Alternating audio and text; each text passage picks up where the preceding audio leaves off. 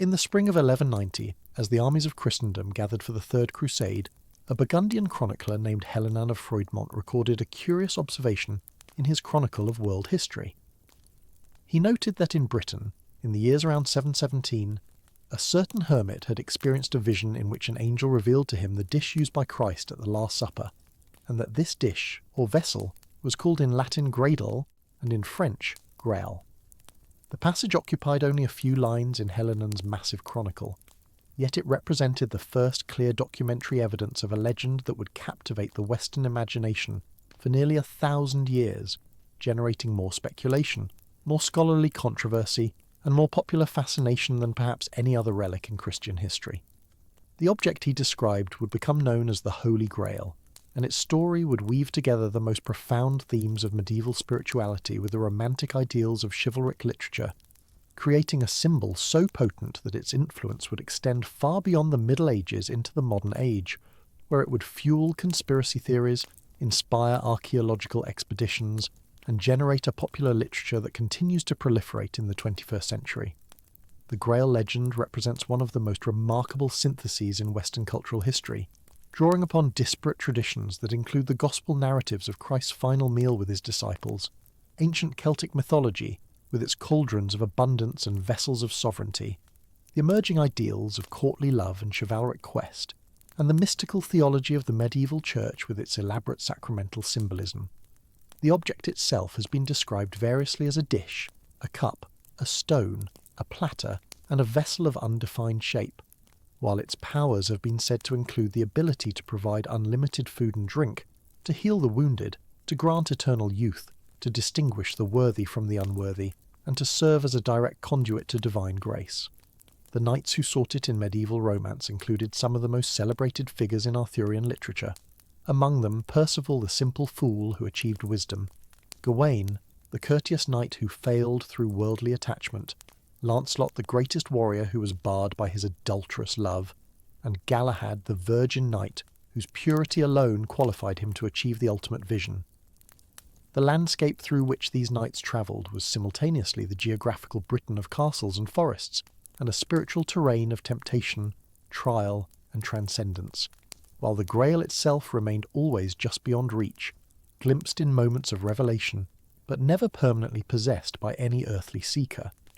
Yet the Grail story, for all its apparent timelessness,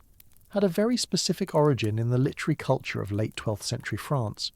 where a poet named Chrétien de Troyes composed a romance that introduced the mysterious object to Western literature. Chrétien's Conte du Graal, or Story of the Grail, written sometime around 1180 for his patron Philip of Flanders, told the story of a naive young Welshman named Percival, who encountered the Grail in a mysterious castle and failed to ask the question that would have healed its wounded king.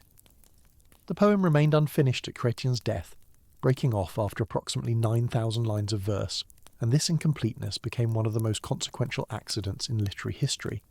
for it invited a succession of continuators and interpreters who would elaborate the Grail story in directions that Chrétien himself may never have imagined. Within a generation of the poem's composition, authors across France, Germany and England were producing their own versions of the Grail quest, each adding new elements, new characters, and new theological interpretations to the basic narrative framework that Chrétien had established. The result was a body of literature so complex, so internally contradictory, and so resistant to systematic interpretation that scholars have debated its meaning continuously, from the Middle Ages to the present day. The emergence of the Grail legend coincided with one of the most dynamic periods in medieval European history, an era of crusading enthusiasm, monastic reform, theological innovation, and literary creativity that transformed Western civilization in fundamental ways. The century between 1100 and 1200 witnessed the establishment of the Crusader states in the Holy Land, the founding of the great military orders including the Knights Templar and the Knights Hospitaller, the construction of the Gothic cathedrals that remain among the supreme architectural achievements of human civilization, and the development of scholastic philosophy that would produce such systematic thinkers as Thomas Aquinas. It was also the century in which vernacular literature achieved new sophistication and prestige through the romances of Chrétien and his contemporaries, creating a literary culture that celebrated the ideals of courtly love, chivalric adventure, and the pursuit of individual excellence. The Grail legend emerged from this context not as an isolated phenomenon, but as a natural expression of its dominant concerns, combining the crusading preoccupation with sacred objects and holy places with the romantic fascination with questing knights and magical transformations. The biblical foundation of the Grail legend rests upon a single scene that all four canonical Gospels describe, though with significant variations in detail and emphasis. The Gospel of Matthew relates that on the first day of unleavened bread, the disciples came to Jesus asking where they should prepare for him to eat the Passover, and that Jesus directed them to a certain man in the city with instructions to prepare the meal. That evening, as they were eating, Jesus took bread, blessed it, broke it, and gave it to the disciples, saying, "Take, eat, this is my body." He then took a cup, gave thanks, and offered it to them, saying, "Drink from it, all of you, for this is my blood of the covenant, which is poured out for many for the forgiveness of sins." The other synoptic Gospels, Mark and Luke, provide similar accounts with minor variations, while the Gospel of John presents a substantially different narrative of the final meal, omitting the institution of the Eucharist but including the washing of the disciples' feet and the lengthy farewell discourse in which Jesus prepared his followers for his departure. None of the Gospel accounts specify the material or appearance of the cup that Jesus used, nor do they suggest that this cup was preserved after the meal or accorded any special veneration by the earliest Christian communities. The transformation of this unnamed cup into a sacred object of extraordinary power was a gradual process that unfolded across many centuries of Christian devotion and legendary elaboration. The earliest Christian communities appear to have focused their reverence on the Eucharistic ritual itself rather than on any particular physical objects associated with it, celebrating the Lord's Supper as a communal meal that reenacted Christ's final gathering with his disciples without apparent concern for the original vessels used at that gathering. The development of relic veneration as a significant component of Christian piety began in earnest during the 4th century, following the Christianization of the Roman Empire under Constantine and the consequent search for physical objects that could connect believers to the sacred history narrated in Scripture. The true cross, allegedly discovered by Constantine's mother Helena during a pilgrimage to Jerusalem, became the most celebrated of these relics, while lesser objects including fragments of the manger, the reed and sponge from the crucifixion, and the crown of thorns each attracted their own devotional followings. The cup of the Last Supper remained conspicuously absent from this early catalogue of sacred objects, suggesting that either its location was unknown to early Christian relic hunters, or that its significance had not yet been recognised as warranting special veneration. Several claimants to the title of the original cup emerged during the medieval period, though none achieved universal acceptance among the faithful. The Sacrocatino, a hexagonal dish of green glass preserved in the Cathedral of Genoa,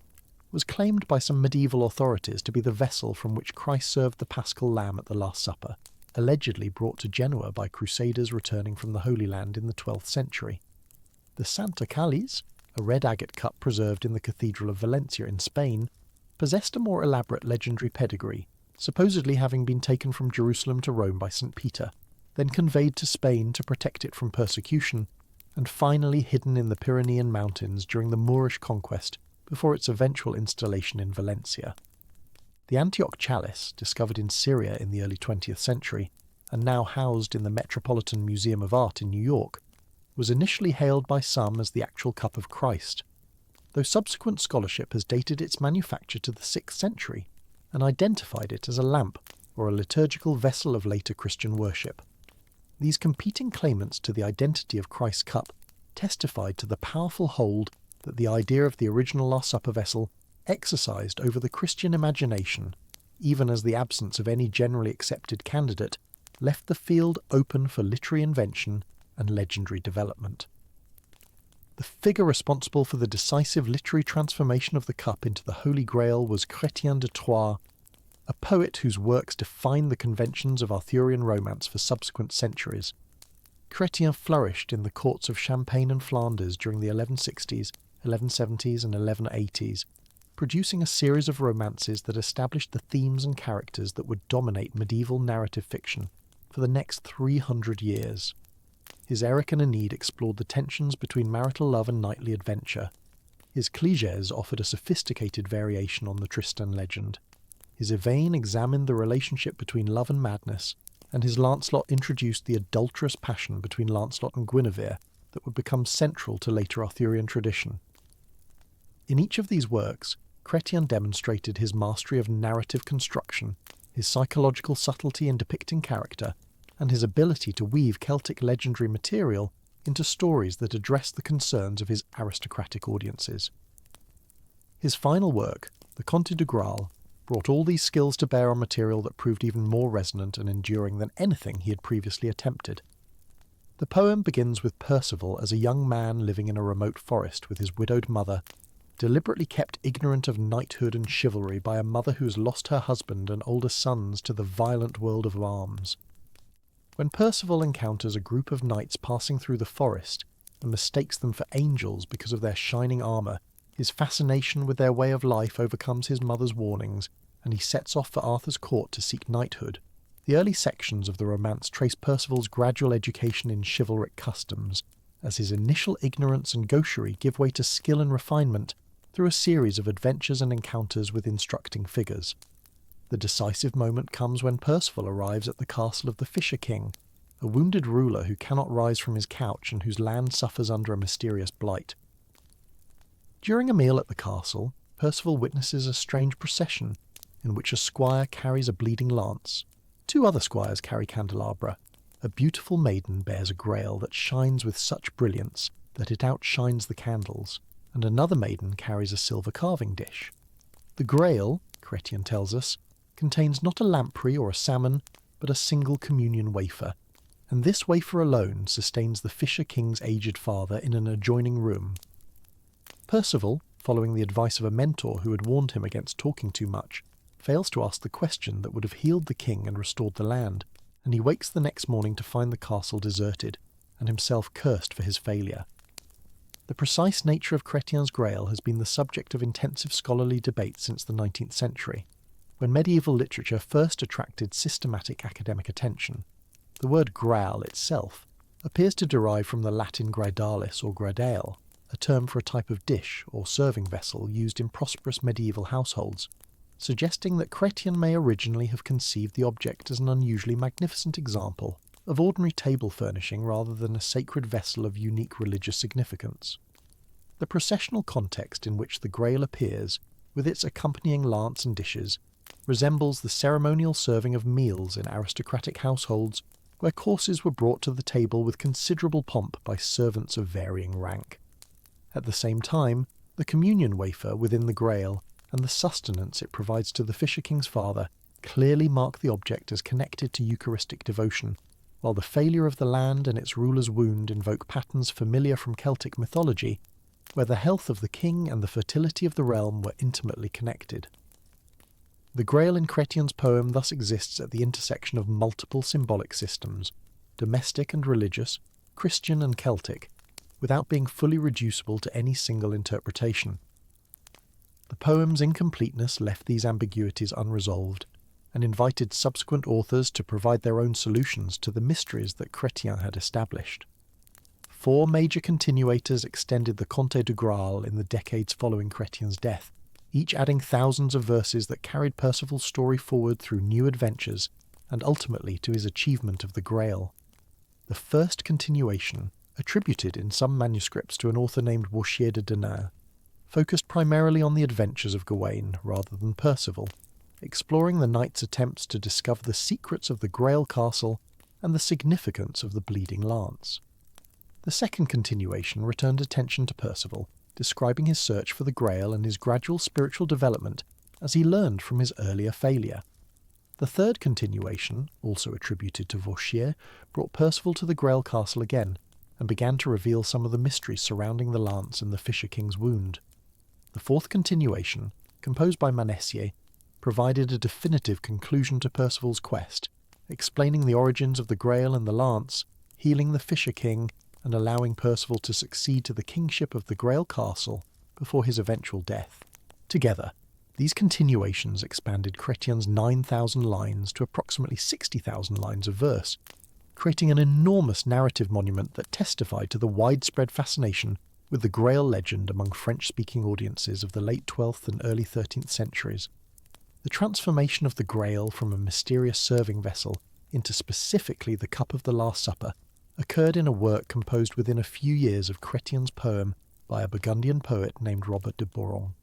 His Joseph d'Arimathie, written probably in the 1190s, provided the Grail with a comprehensive sacred history that connected it directly to the Passion of Christ and traced its journey from Jerusalem to Britain through a line of chosen guardians. According to Robert, the Grail was the vessel from which Christ drank at the Last Supper, and after the crucifixion it came into the possession of Joseph of Arimathea, the wealthy counsellor who had obtained permission from Pontius Pilate to take down Christ's body from the cross and lay it in his own newly hewn tomb. In Robert's account, Joseph used the Grail to collect drops of blood from Christ's wounds as he prepared the body for burial, thus investing the vessel with additional sacred power beyond its association with the Eucharistic meal.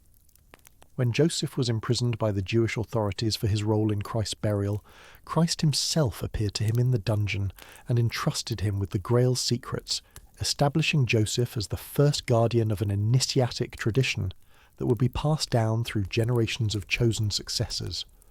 Robert's poem traced the subsequent history of the Grail through Joseph's release from prison, his emigration to distant lands with a company of followers, and the establishment of a special table modelled on the table of the Last Supper, where the Grail was kept and where its miraculous powers were manifested to the faithful. The company eventually divided, with one branch continuing westward toward Britain under the leadership of Bron, Joseph's brother-in-law, who became known as the Rich Fisher because of a miraculous catch of fish that fed the entire company during their wanderings. Robert's poem ended with the Grail in Britain awaiting the third chief guardian who would come in later generations, while a sequel entitled Merlin connected the Grail history to the Arthurian tradition by establishing the wizard Merlin as an agent of divine providence who prepared the way for the Grail's ultimate achievement. Through Robert's work, the Grail became embedded in a comprehensive salvation history that extended from the time of Christ to the age of Arthur, transforming it from a mysterious object of uncertain significance into the central relic of Christian devotion, the vessel that had touched the lips of Christ and received the blood of his sacrifice. The Grail legend achieved its fullest and most influential development in a massive prose compilation known as the Vulgate Cycle, or Lancelot Grail, composed in French during the first decades of the 13th century by an author or group of authors whose identity remains unknown. This vast work, comprising 5 interconnected branches totalling roughly 1 million words in its complete form, represented the most ambitious narrative undertaking of the medieval period,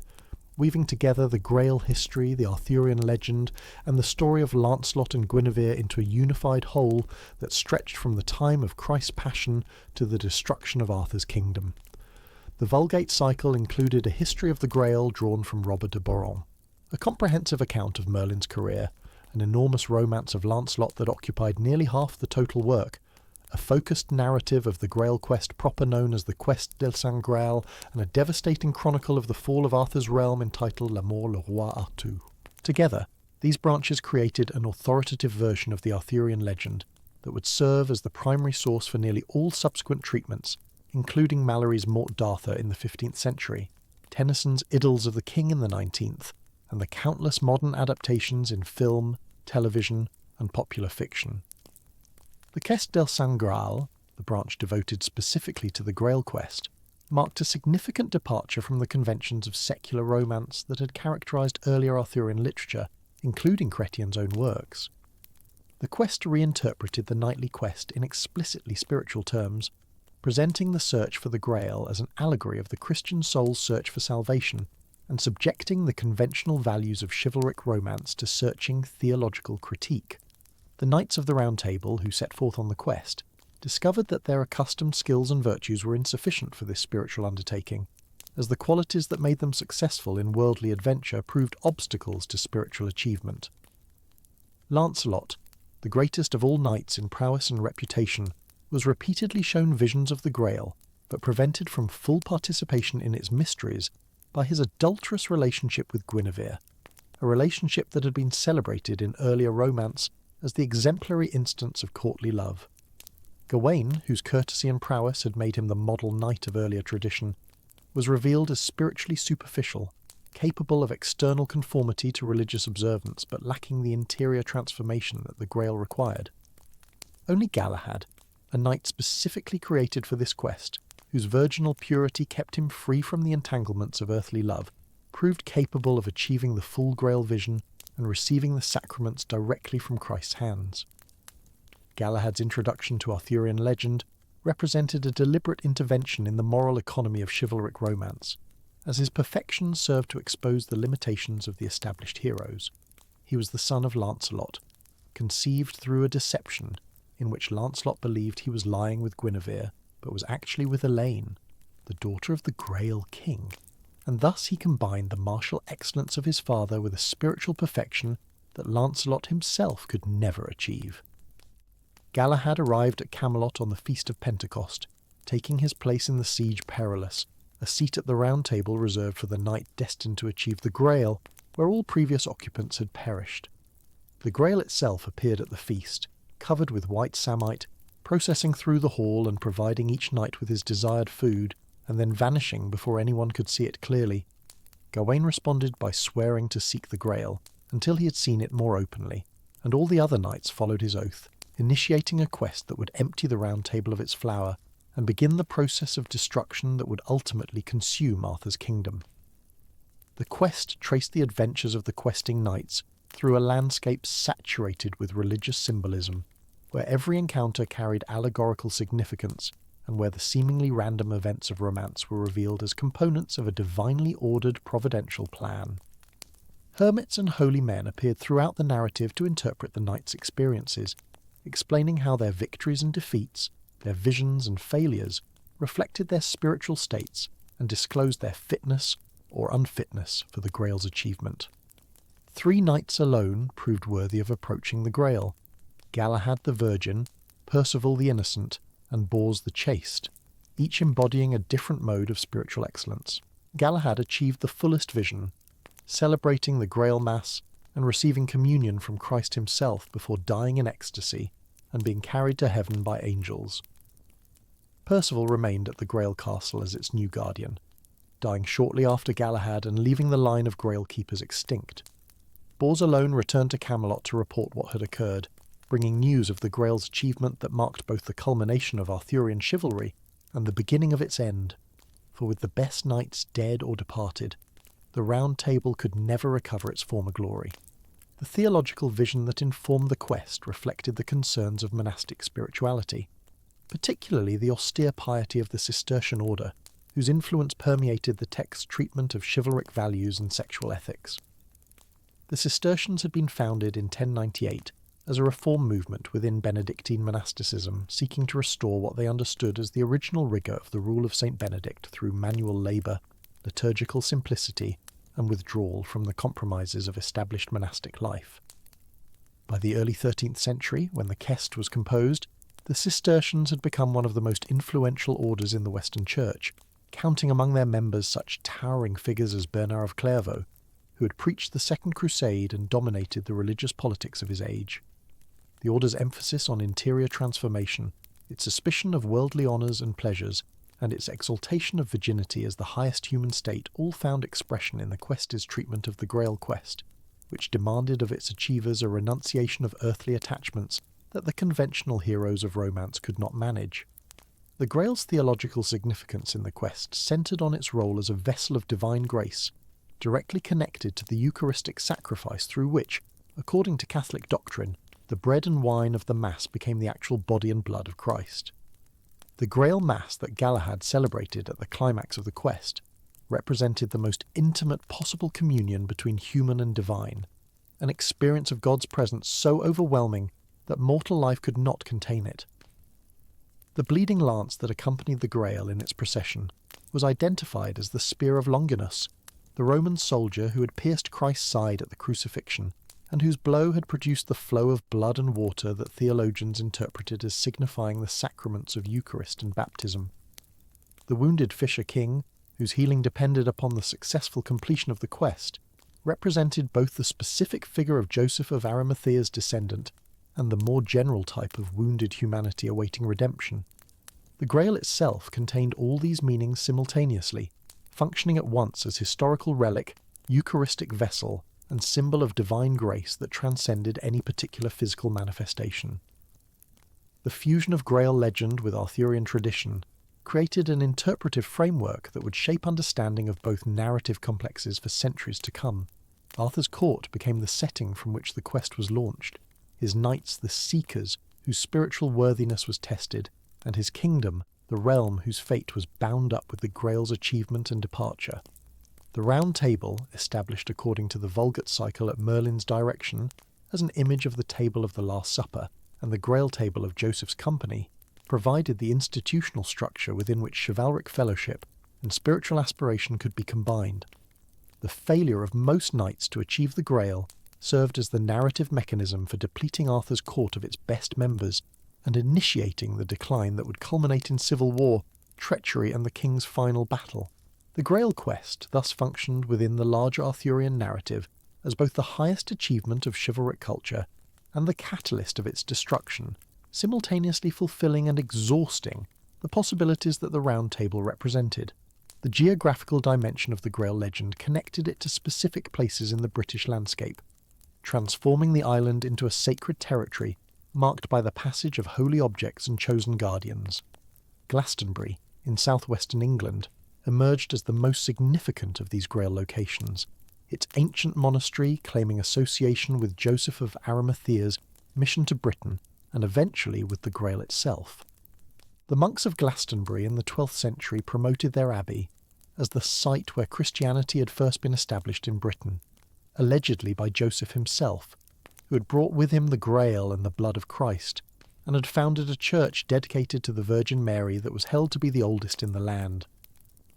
The discovery at Glastonbury in 1191 of what the monks claimed were the tombs of Arthur and Guinevere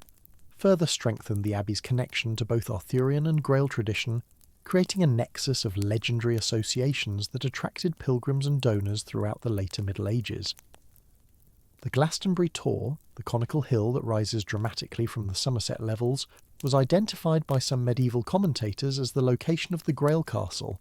while the chalice well at its base was said to flow red because Joseph had buried the Grail there, and its blood-tinged waters still remembered the sacred vessel's presence. Beyond Glastonbury, the Grail legend attached itself to numerous other locations across the British Isles and the European continent,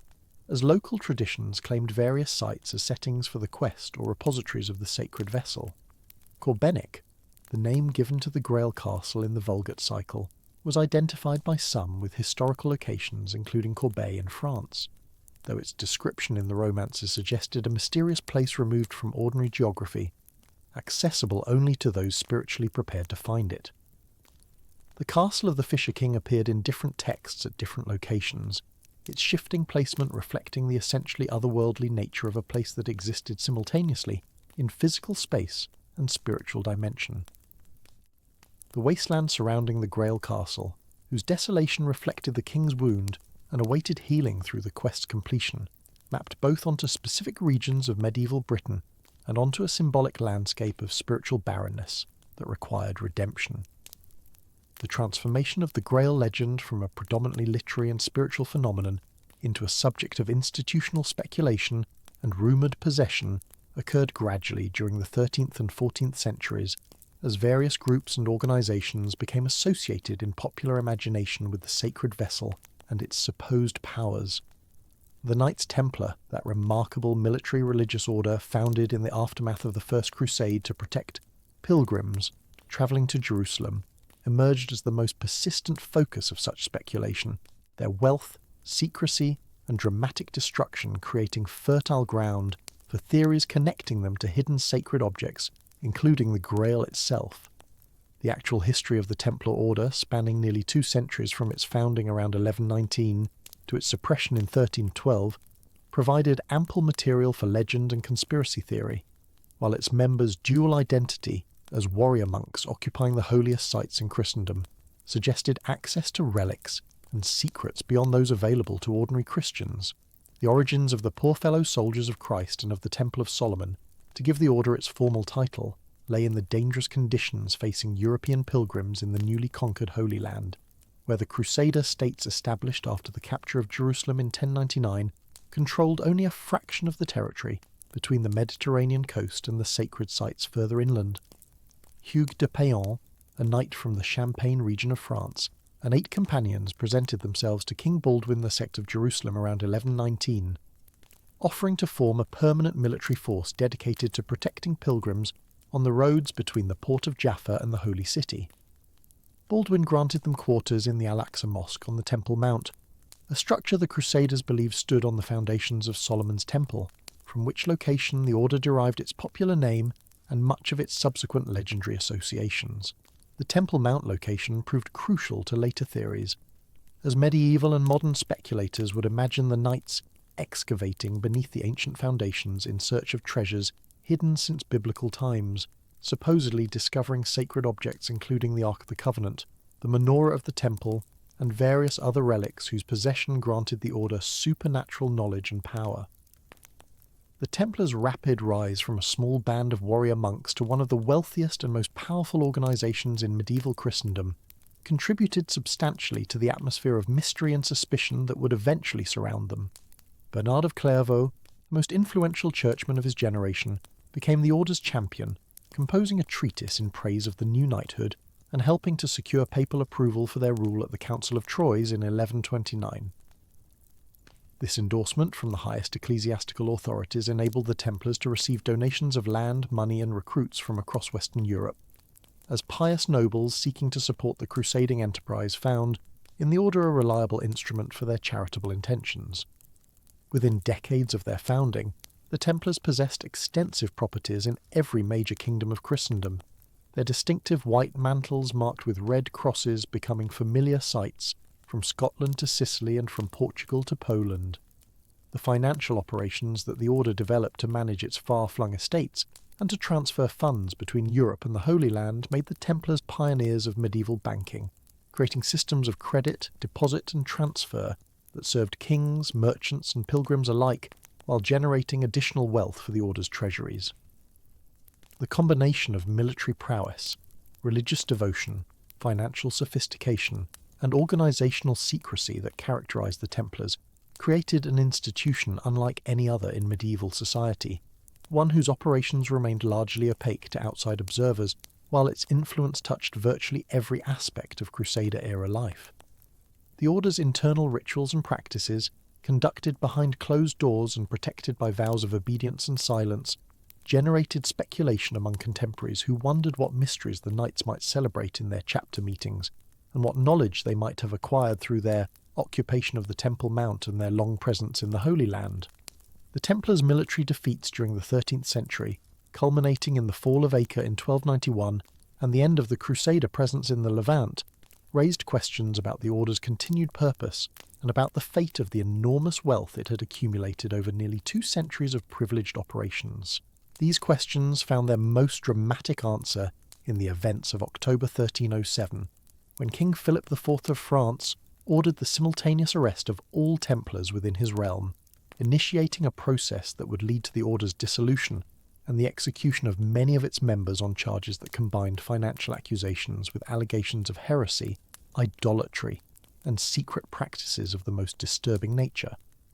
The charges brought against the Templars during their trial transformed the order from a respected, if controversial, institution into the subject of enduring conspiracy theories that would connect them to the Grail legend and to hidden traditions of esoteric knowledge. Philip IV's accusations, developed with the cooperation of his royal advisers and ecclesiastical allies, alleged that Templar initiation ceremonies included the denial of Christ, the spitting upon or defiling of the cross, obscene kisses, encouragement of homosexual acts, and the worship of a mysterious idol called Baphomet, whose nature remained unclear even in the trial records themselves. Under torture, numerous Templars confessed to some or all of these charges, though many later recanted their confessions and protested their innocence, while the historical accuracy of any information extracted through such methods remained fundamentally questionable. The rapid spread of the accusations across Christendom, as other monarchs cooperated with Philip's campaign, and Pope Clement VIII reluctantly authorised proceedings against the order, created a perception that the Templars must have been hiding something truly significant, whether or not the specific charges brought against them accurately described their actual practices. The suppression of the order at the Council of Vienne in 1312, and the execution of the last Grand Master Jacques de Molay in Paris in 1314 concluded the formal history of the Templars, while inaugurating the legendary afterlife that would eventually connect them to the Grail tradition. The burning of de Molay and other Templar leaders, conducted on an island in the Seine River, reportedly concluded with the Grand Master calling down curses upon King Philip and Pope Clement, both of whom died within the year in apparent fulfilment of his prophecy. The transfer of Templar properties to the Knights Hospitaller, as ordered by papal decree, proceeded incompletely and irregularly, generating persistent rumours that some portion of the Order's legendary wealth had been hidden or spirited away before the arrests,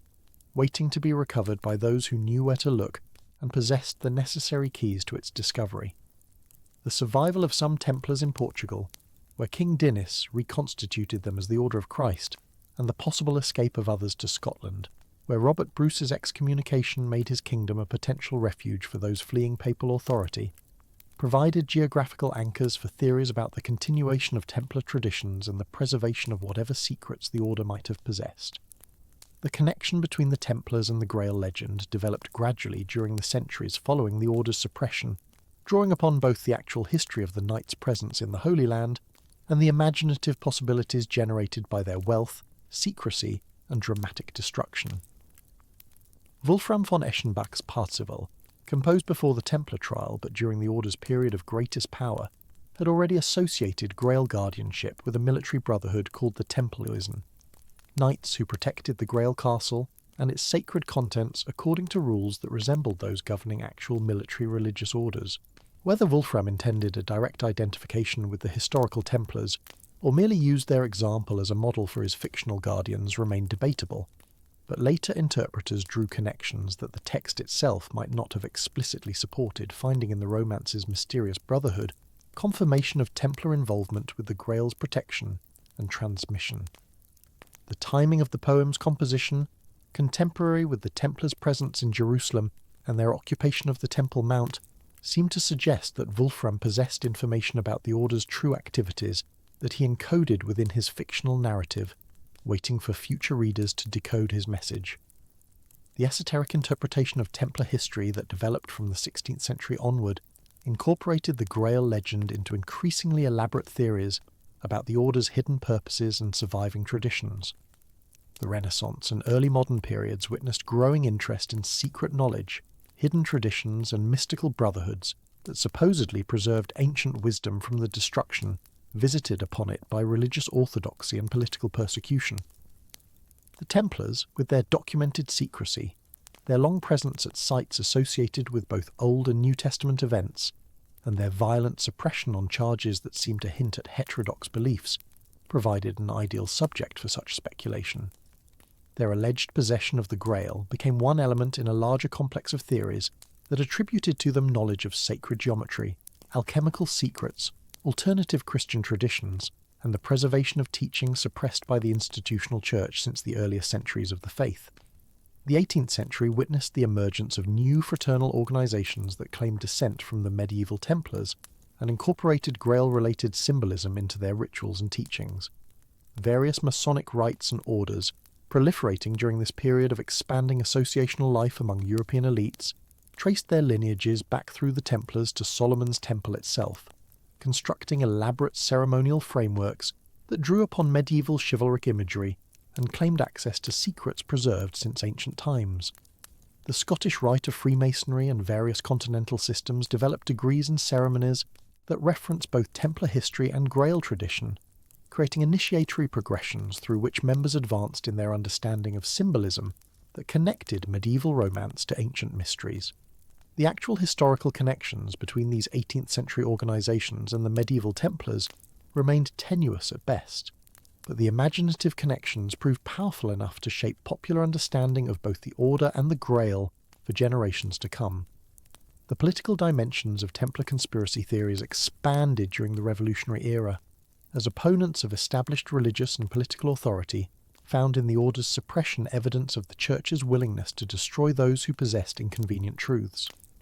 The theory that the Templars had preserved authentic Christianity against the corruptions of Rome, transmitting secret knowledge through underground channels to modern inheritors who would eventually reveal the truth and overthrow ecclesiastical tyranny, appealed to anti-clerical sentiments of various political colorations.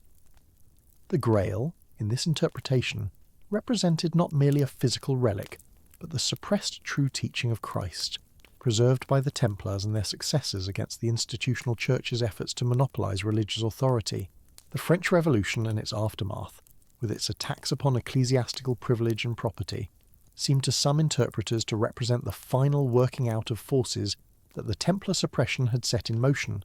as the church that had destroyed the order now suffered destruction in turn. The 19th century witnessed systematic attempts to investigate both Templar history and Grail legend through newly developing methods of historical and literary scholarship, while simultaneously generating new forms of romantic engagement with both subjects. Professional historians examined the trial records and surviving documents of the Templar Order, attempting to separate historical fact from medieval accusation and later legend, while philologists and literary historians traced the development of Grail romance through its various manuscript traditions and source relationships. These scholarly investigations generally concluded that the charges against the Templars reflected the political and financial motivations of Philip Thor rather than the actual practices of the order, while the Grail legend represented a creative synthesis of Celtic mythology, Christian symbolism, and medieval literary convention, rather than the encoded preservation of historical secrets. However, the same period produced alternative interpretations that rejected academic skepticism and insisted upon the reality of hidden traditions connecting Templars, Grail, and suppressed truth. The occult revival of the later 19th century incorporated both Templar and Grail traditions into newly constructed systems of esoteric spirituality that claimed access to ancient wisdom beyond the reach of conventional scholarship. Helena Blavatsky's Theosophy, the Hermetic Order of the Golden Dawn, and various related movements drew upon Grail symbolism as part of their synthetic constructions, combining Eastern and Western mystical traditions. The Grail appeared in these contexts as a symbol of spiritual attainment, a vessel containing truths about the nature of consciousness and its relationship to divine reality, accessible to initiates who had undergone proper preparation and transmission. The Templars featured in such systems as guardians and transmitters of this secret knowledge, their historical existence serving as the visible portion of a continuous tradition, whose deeper workings remained hidden from ordinary historical investigation. The figure of Richard Wagner loomed large over 19th century Grail interpretation, his musical dramas Lohengrin and Parsifal shaping popular imagination about the legend, while connecting it to Germanic national mythology and the aesthetic ideology of total artistic synthesis. Wagner's Parsifal, first performed at Bayreuth in 1882, presented the Grail as the cup of the Last Supper containing Christ's blood, guarded by a brotherhood of knights in a sanctuary that combined elements of monastery and castle, accessible only to those who had achieved spiritual purity through compassion and renunciation. The ceremony of the Grail's unveiling, in which the sacred vessel glowed with light and provided spiritual nourishment to the assembled knights, became one of the most influential representations of the legend in modern times, shaping visual and emotional expectations for generations of subsequent interpreters. Wagner's explicit connection of the Grail to Christian sacramentalism, combined with his broader project of creating a sacred art that would replace conventional religion for modern audiences, positioned the legend at the intersection of artistic, spiritual, and national concerns that would prove increasingly volatile in the coming decades. The political appropriation of Grail symbolism during the early 20th century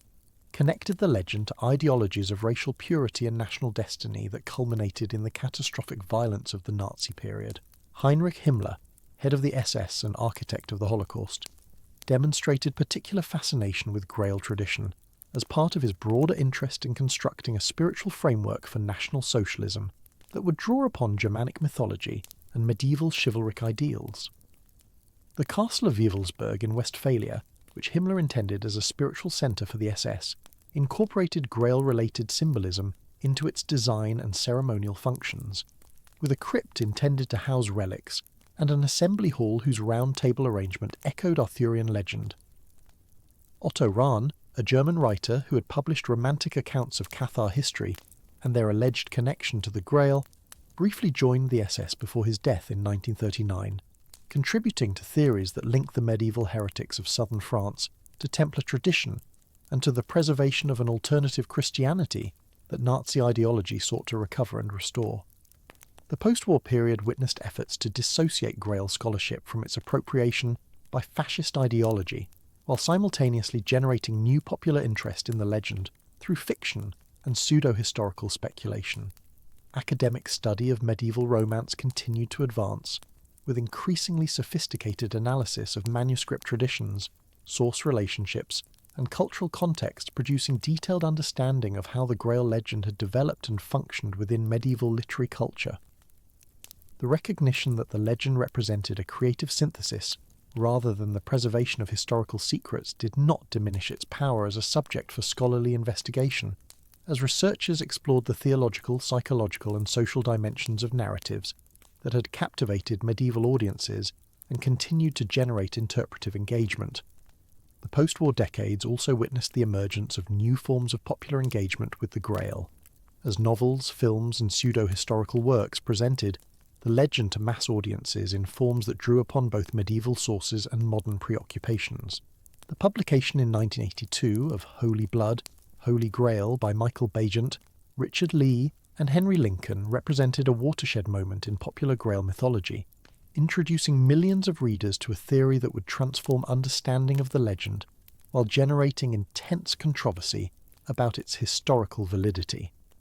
The book's central thesis proposed that the Grail was not a cup or dish, but a bloodline, the descendants of a child born to Jesus Christ and Mary Magdalene, whose existence had been concealed for 2 millennia by a secret society called the Priory of Sion, while being encoded in works of art, architecture, and literature by those who knew the truth.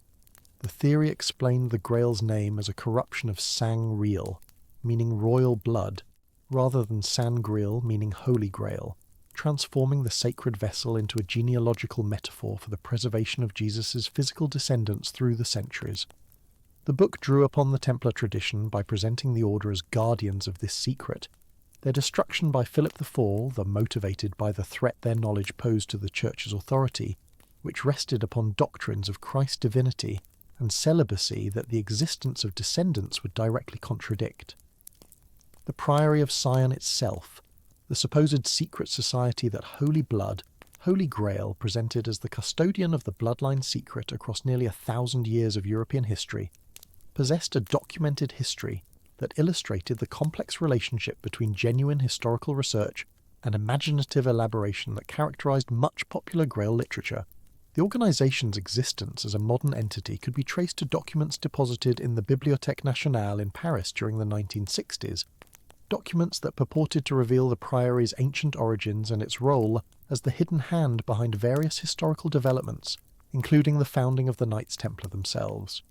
These documents, collectively known as the Dossier Secrets, presented genealogical charts and historical narratives that connected the Merovingian dynasty of early medieval France to the descendants of Jesus, suggested that the Merovingian kings had possessed sacred blood that gave them legitimate claim to authority throughout Christendom, and listed the Grand Masters of the Priory from the 12th century to the present,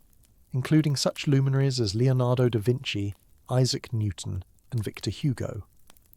The authors of Holy Blood, Holy Grail treated these documents as potentially genuine historical sources whose claims warranted serious investigation, a methodological decision that shaped the entire trajectory of their research and the conclusions they ultimately reached.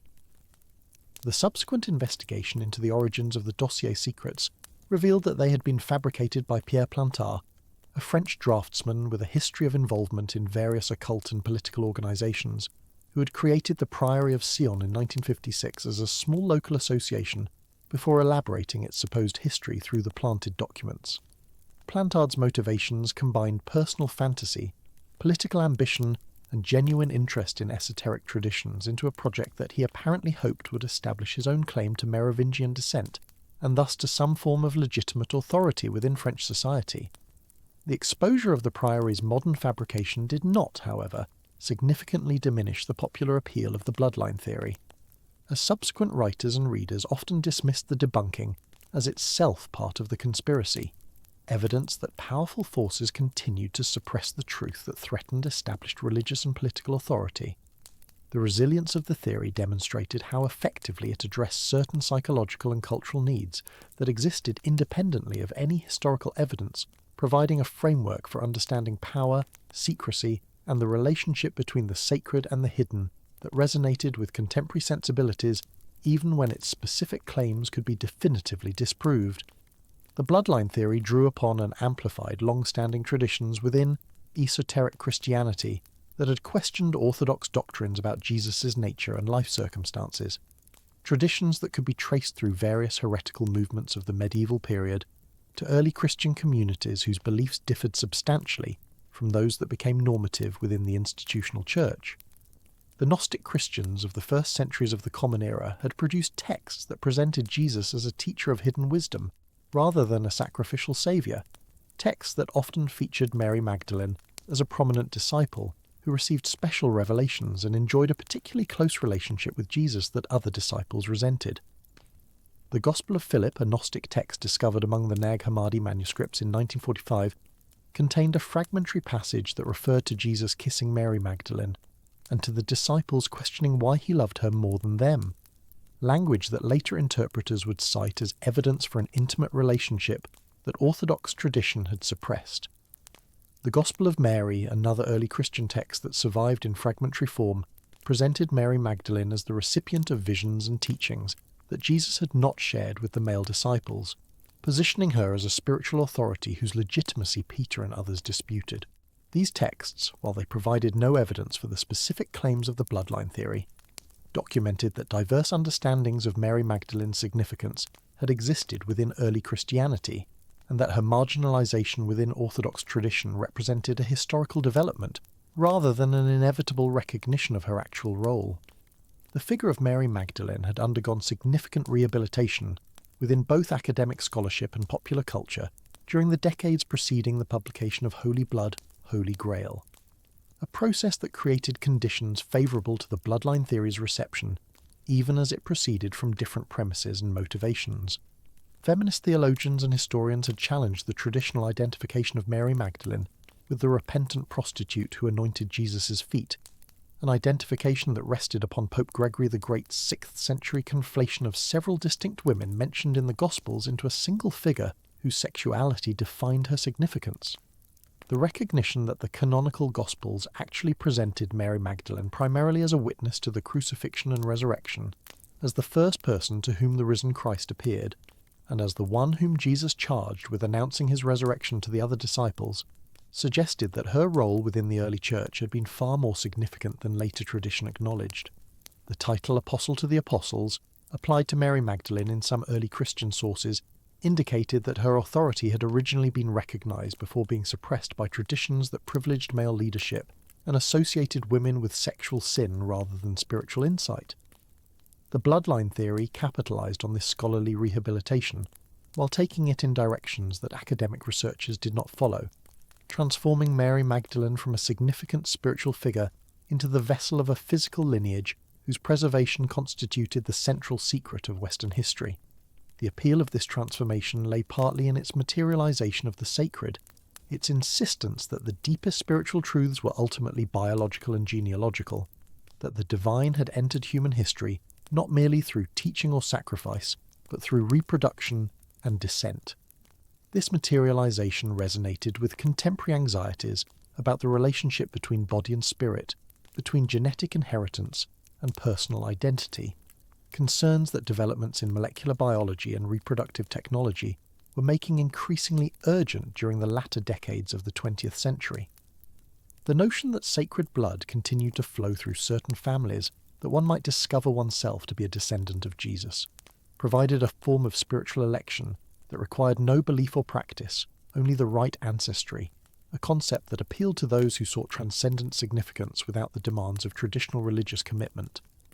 The success of Holy Blood, Holy Grail inspired numerous subsequent works that elaborated, modified, or challenged its central thesis while maintaining the basic framework of conspiracy and concealment that gave the theory its dramatic structure.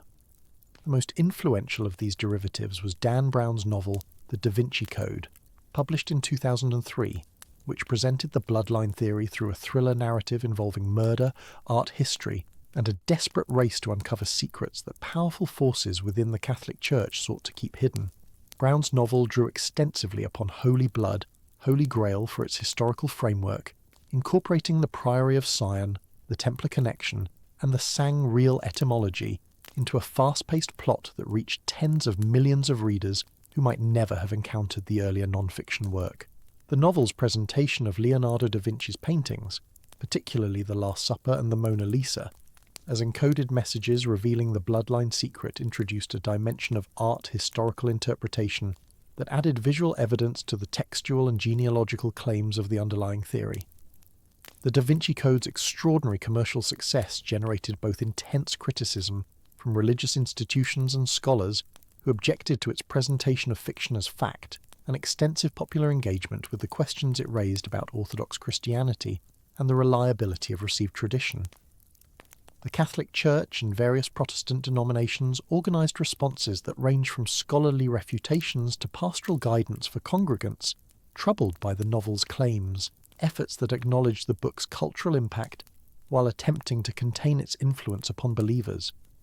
Academic historians and art historians published detailed analyses demonstrating the errors and misrepresentations throughout the novel's historical claims, from its descriptions of the Priory of Sion to its interpretations of Leonardo's paintings, establishing conclusively that the work's presentation of historical evidence could not withstand critical scrutiny. These scholarly responses, while effective in academic contexts, often failed to reach popular audiences for whom the novel's claims resonated with pre-existing suspicions about institutional authority and concealed truth. The controversy surrounding the Da Vinci Code illustrated broader patterns in contemporary culture concerning the relationship between expert knowledge and popular belief,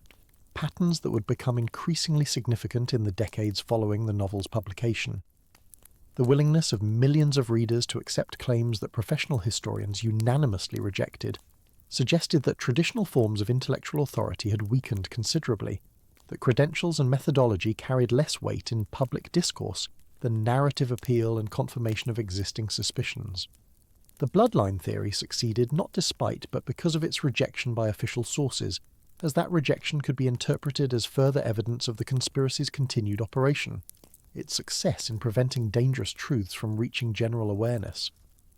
This dynamic created an epistemological environment in which debunking actually strengthened belief among committed adherents, while failing to prevent the spread of the theory to new audiences who encountered it first through popular media rather than scholarly critique. The persistence of bloodline speculation within contemporary Grail mythology reflected deeper cultural tensions about the nature of Christianity itself, tensions that the theory both exploited and exacerbated. Orthodox Christianity had always insisted upon the unique nature of Jesus Christ as simultaneously fully human and fully divine, a theological formulation that the Council of Chalcedon in 451 had articulated through carefully balanced language that subsequent centuries continued to interpret and debate. The bloodline theory challenged this formulation by emphasizing Jesus' humanity to such a degree that his divinity became optional or metaphorical, a transformation that aligned with broader tendencies within liberal theology to understand Jesus primarily as a teacher, an exemplar rather than as a cosmic saviour. At the same time, the theory offered a form of sacralization that preserved something transcendent within the material world, insisting that the sacred blood contained power and significance that ordinary human lineage did not possess, that the descendants of Jesus participated in a holiness that set them apart even if they possessed no supernatural characteristics. The Grail's transformation from sacred vessel to sacred bloodline represented the culmination of a process that had been implicit within the legend since its earliest literary expressions, a process by which the relationship between container and contained became increasingly ambiguous and ultimately reversible. The medieval romances had already suggested that the Grail's significance derived from what it held, the blood of Christ collected by Joseph of Arimathea, and that the vessel's sanctity was a function of its contact with the divine rather than any intrinsic quality of its material form. The recognition that different versions of the legend described the Grail as cup, dish, platter, or stone suggested that the specific form mattered less than the sacred content, the substance that conferred holiness upon whatever held it. The bloodline theory simply extended this logic to its ultimate conclusion, recognizing that if the Grail's significance lay in the blood rather than the vessel, then living bodies that carried that blood might themselves constitute the true Grail, vessels of flesh that preserved the sacred lineage across generations.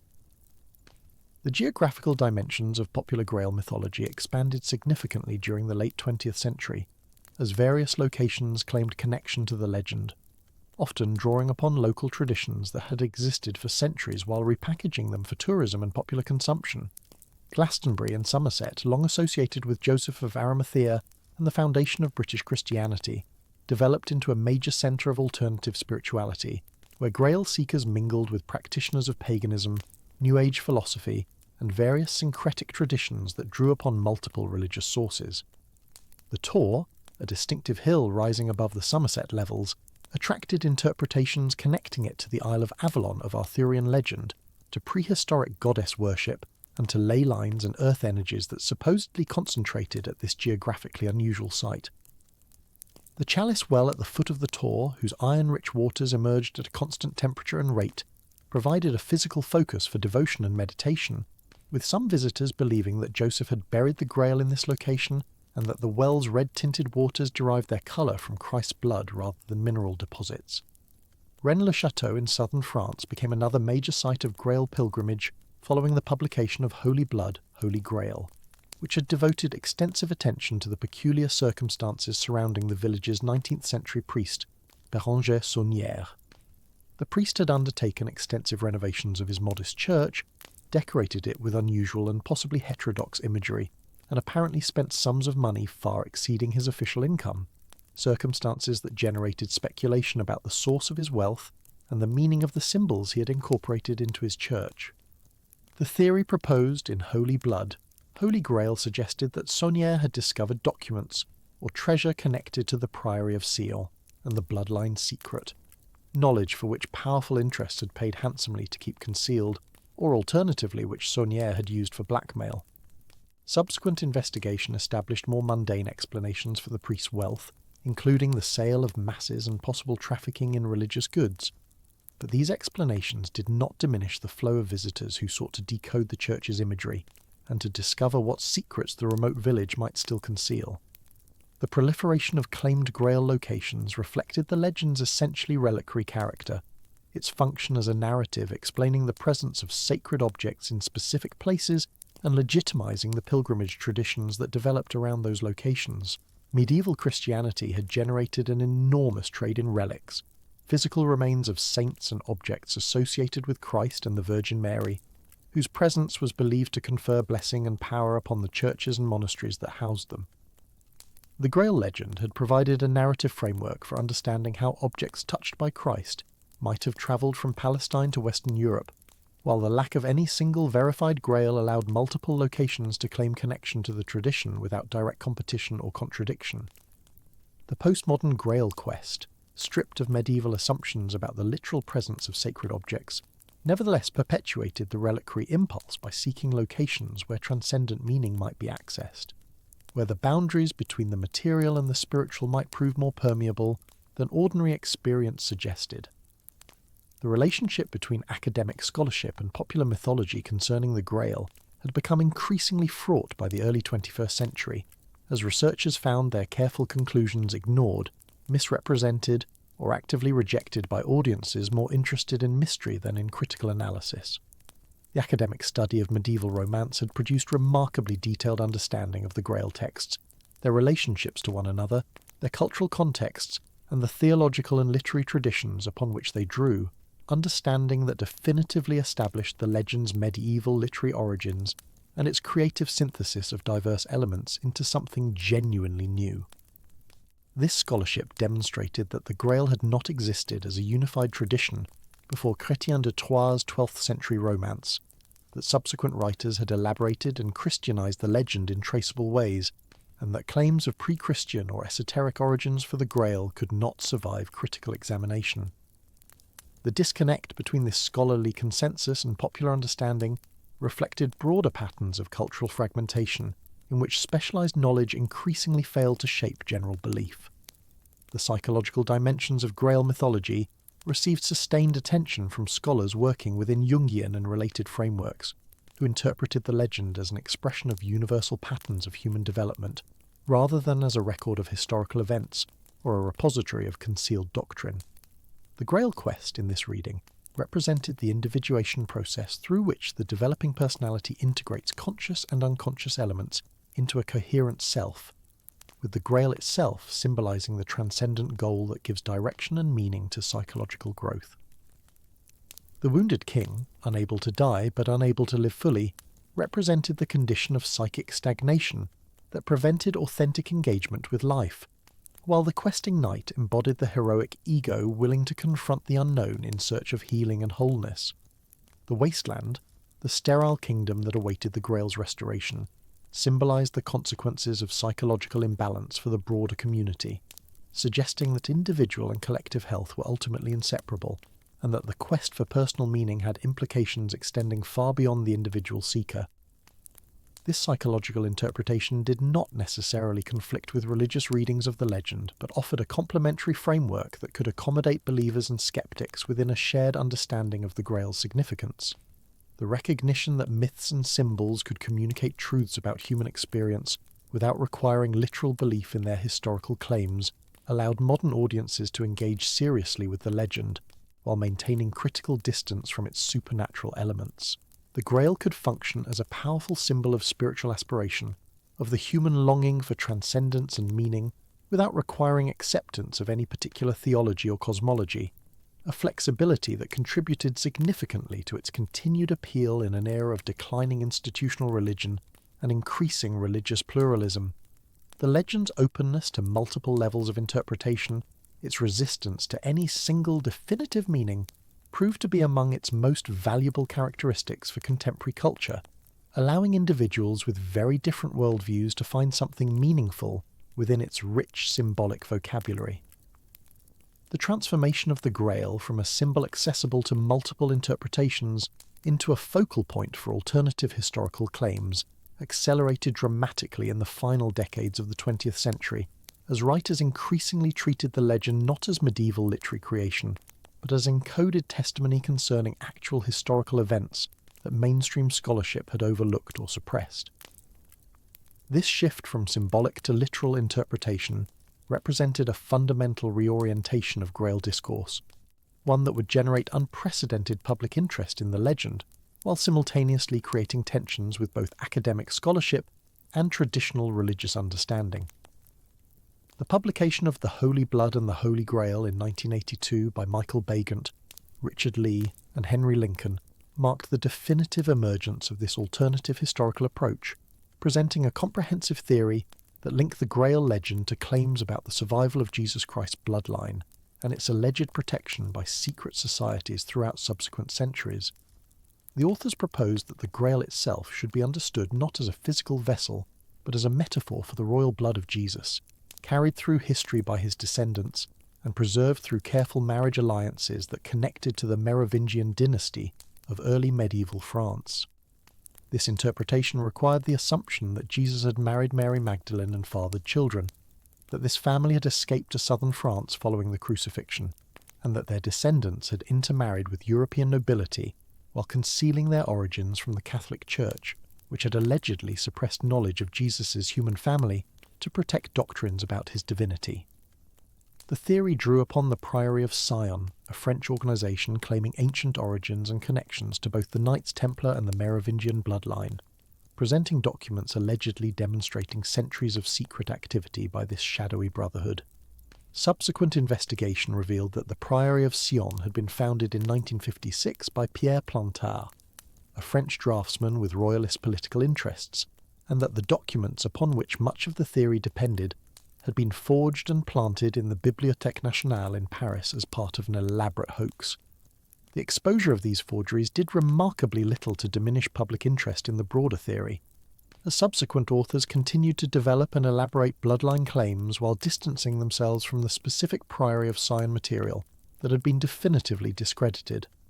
The appeal of the bloodline theory reflected deeper cultural currents that extended far beyond the specific claims about Jesus and Mary Magdalene, tapping into widespread suspicion of institutional authority, fascination with conspiracy and concealment, and desire for access to hidden knowledge that mainstream sources had supposedly suppressed.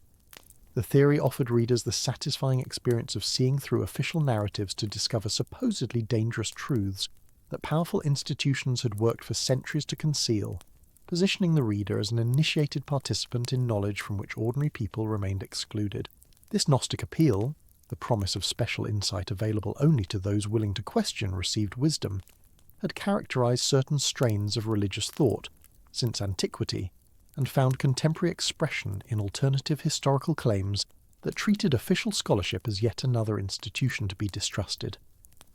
The bloodline theory also addressed anxieties about the nature of religious authority and the reliability of scriptural and theological tradition, offering an explanation for how Christianity might have been fundamentally corrupted from its earliest days by institutional interests hostile to the historical Jesus' actual teaching and family. The suggestion that essential truths about Christianity had been systematically suppressed resonated with audiences already inclined to view religious institutions with skepticism, providing a framework for understanding why the faith they had inherited might feel incomplete or unsatisfying. The theory simultaneously preserved reverence for Jesus as a historical figure, while rejecting the theological claims that traditional Christianity had made about him, allowing audiences to maintain emotional connection to the central figure of Western religion, while abandoning doctrines they found implausible or objectionable. The success of the Holy Blood and the Holy Grail spawned numerous subsequent works that elaborated, challenged, and recombined elements of the original theory, creating an entire genre of alternative Grail literature that treated the legend as a cipher for suppressed historical knowledge. Authors explored alleged connections between the Knights Templar and various mysteries, from the Shroud of Turin to the Treasure of Solomon's Temple, from Cathar heresy to Egyptian mysticism, constructing elaborate webs of association that linked disparate phenomena into unified conspiratorial frameworks. The Knights Templar proved particularly useful for such theories as their dramatic suppression in the early 14th century, their alleged confession under torture to various heresies and blasphemies, and the mystery surrounding their legendary treasure created multiple points of entry for speculation about what they had really believed, discovered, or concealed. The Templar suppression became a template for understanding how powerful institutions might eliminate threats to their authority while appropriating the victim's resources, a narrative that resonated powerfully with audiences suspicious of concentrated power and its willingness to employ violence in defense of its interests. The question of what the Templars had found during their century-long presence in Jerusalem, whether beneath the Temple Mount or in other locations associated with biblical history, generated extensive speculation that ranged from physical treasures to mystical knowledge to evidence that would have threatened church doctrine. The absence of definitive evidence for any particular theory allowed multiple competing claims to coexist, each offering its own explanation of what secrets the Templars had possessed and how those secrets had survived their order's destruction. The cultural moment that produced the alternative Grail literature reflected broader transformations in how Western societies understood truth, authority, and the possibility of concealed knowledge operating beneath the surface of official accounts. The postmodern skepticism toward grand narratives and institutional authority, combined with the democratization of information access that preceded and accelerated with the development of the Internet, created audiences simultaneously hungry for meaning and suspicious of traditional sources of meaning. The Grail legend offered a particularly rich field for such explorations, as its acknowledged literary origins in medieval romance created space for arguing that those romances had encoded historical claims in symbolic form, claims that only careful interpretation could recover. The techniques of allegorical reading that medieval audiences had applied to scripture and classical literature were turned upon the Grail texts themselves, treating them as documents that required decoding rather than as literary works that could be understood through attention to their artistic and cultural contexts. This hermeneutic approach assumed that the surface meaning of text concealed deeper significance accessible only to initiated readers, an assumption that transformed literary criticism into a kind of treasure hunting in which the correct interpretive key would unlock secrets hidden by medieval authors for reasons that remained necessarily speculative. The publication of Dan Brown's novel The Da Vinci Code in 2003 brought bloodline theories to audiences far exceeding those reached by earlier works of alternative history, as the thriller format allowed complex theories to be presented as plot elements rather than as arguments requiring sustained engagement. The novel sold more than 80 million copies worldwide, generating unprecedented public interest in questions about Mary Magdalene, early Christianity, the Templars, and the possibility of suppressed knowledge about Jesus' human relationships.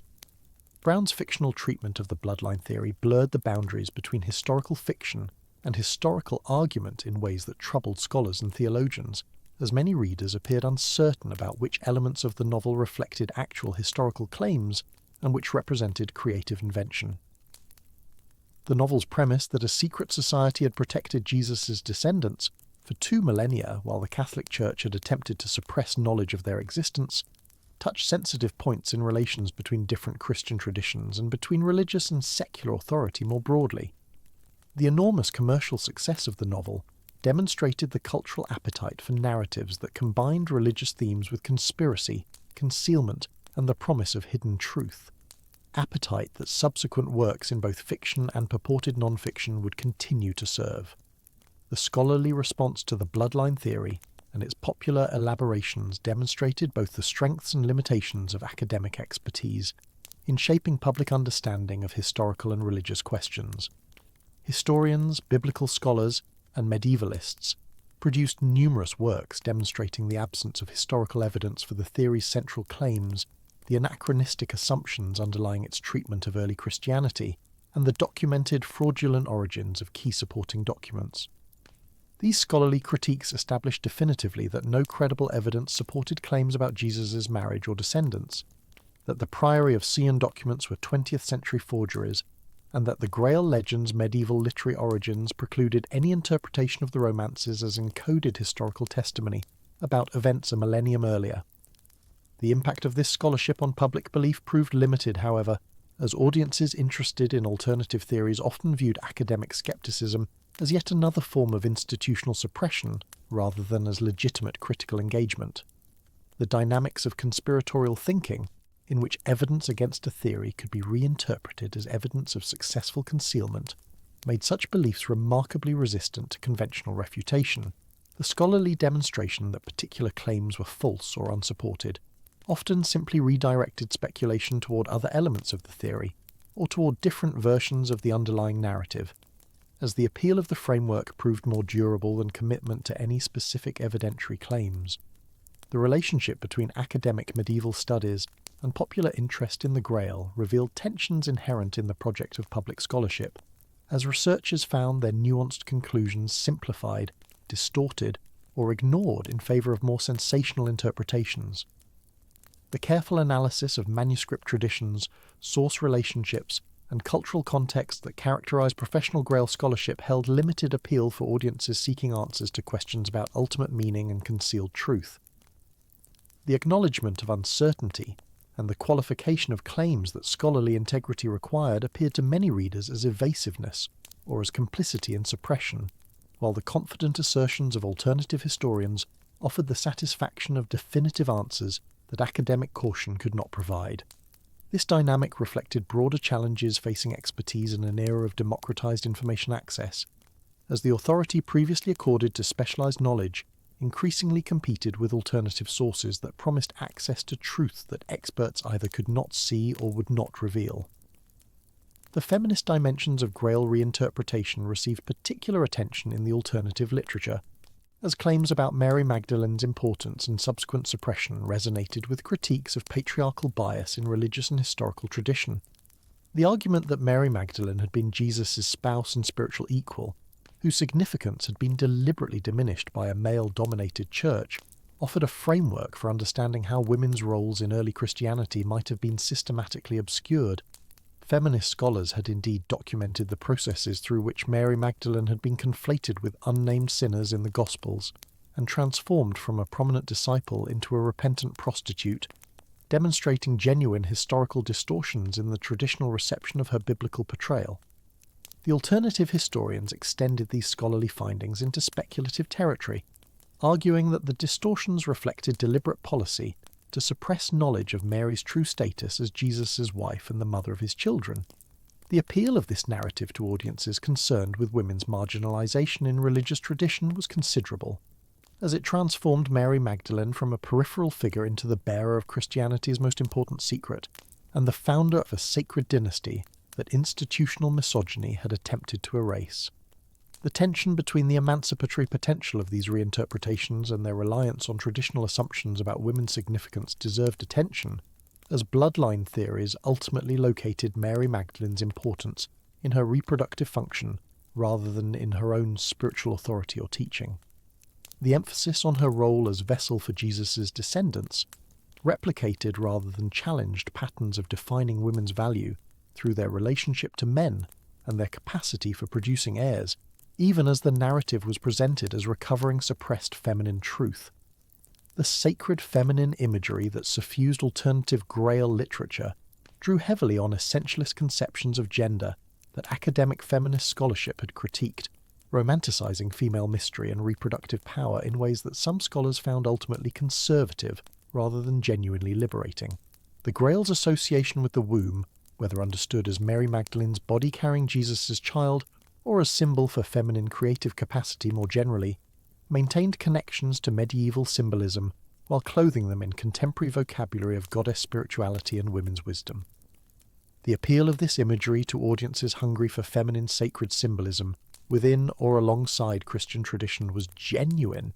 even as the theoretical foundation supporting such imagery remained contested within feminist discourse itself. The question of what alternative Grail theories actually offered their adherents beyond the pleasures of speculation and the satisfaction of possessing forbidden knowledge revealed complex motivations that extended beyond simple credulity or gullibility. The bloodline theories provided frameworks for understanding Christianity's historical development that accounted for perceived deficiencies in traditional theology while preserving emotional connection to Jesus as a figure of reverence and inspiration. The suggestion that authentic Christianity had been suppressed by institutional interests offered explanations for why contemporary religious experience might feel impoverished compared to what spiritual life could potentially provide, locating the fault not in the impossibility of transcendent experience, but in the corruption of institutions that should have been its guardians. The theories also offered participatory engagement with the past, as readers could imagine themselves continuing a centuries-old struggle between forces of truth and forces of suppression, positioning their own inquiry as meaningful activity within an ongoing historical drama. The democratization of revelation that alternative theories represented, the assertion that important truths were accessible to anyone willing to look critically at official narratives, challenged hierarchies of expertise and spiritual authority in ways that resonated with broader cultural currents of populism and anti-institutionalism. The global spread of alternative Grail theories through translation and adaptation demonstrated the legend's continued capacity to generate meaning across cultural boundaries, even as the specific forms that meaning took varied considerably by context. The bloodline narrative achieved particular popularity in countries with strong Catholic traditions, where suspicion of Vatican authority and interest in suppressed knowledge about church history provided receptive audiences. The theories also spread through networks of alternative spirituality that transcended national boundaries, connecting seekers interested in goddess worship, earth mysteries, and esoteric Christianity across the developed world. The internet accelerated these connections dramatically, creating virtual communities of Grail enthusiasts who shared research, debated interpretations, and reinforced one another's commitment to pursuing truths that mainstream sources allegedly concealed. The decentralized nature of online discourse allowed alternative theories to proliferate without the gatekeeping that traditional publishing had provided, as anyone with a website could present their Grail theory to potentially global audiences without the intermediation of editors, publishers, or scholarly reviewers. The commercialization of Grail mythology in the early 21st century reached unprecedented levels, as the success of the Da Vinci Code generated enormous demand for both fictional and purportedly factual works exploring similar themes. Publishers recognized the profitability of alternative historical claims that combined religious themes with conspiracy and mystery,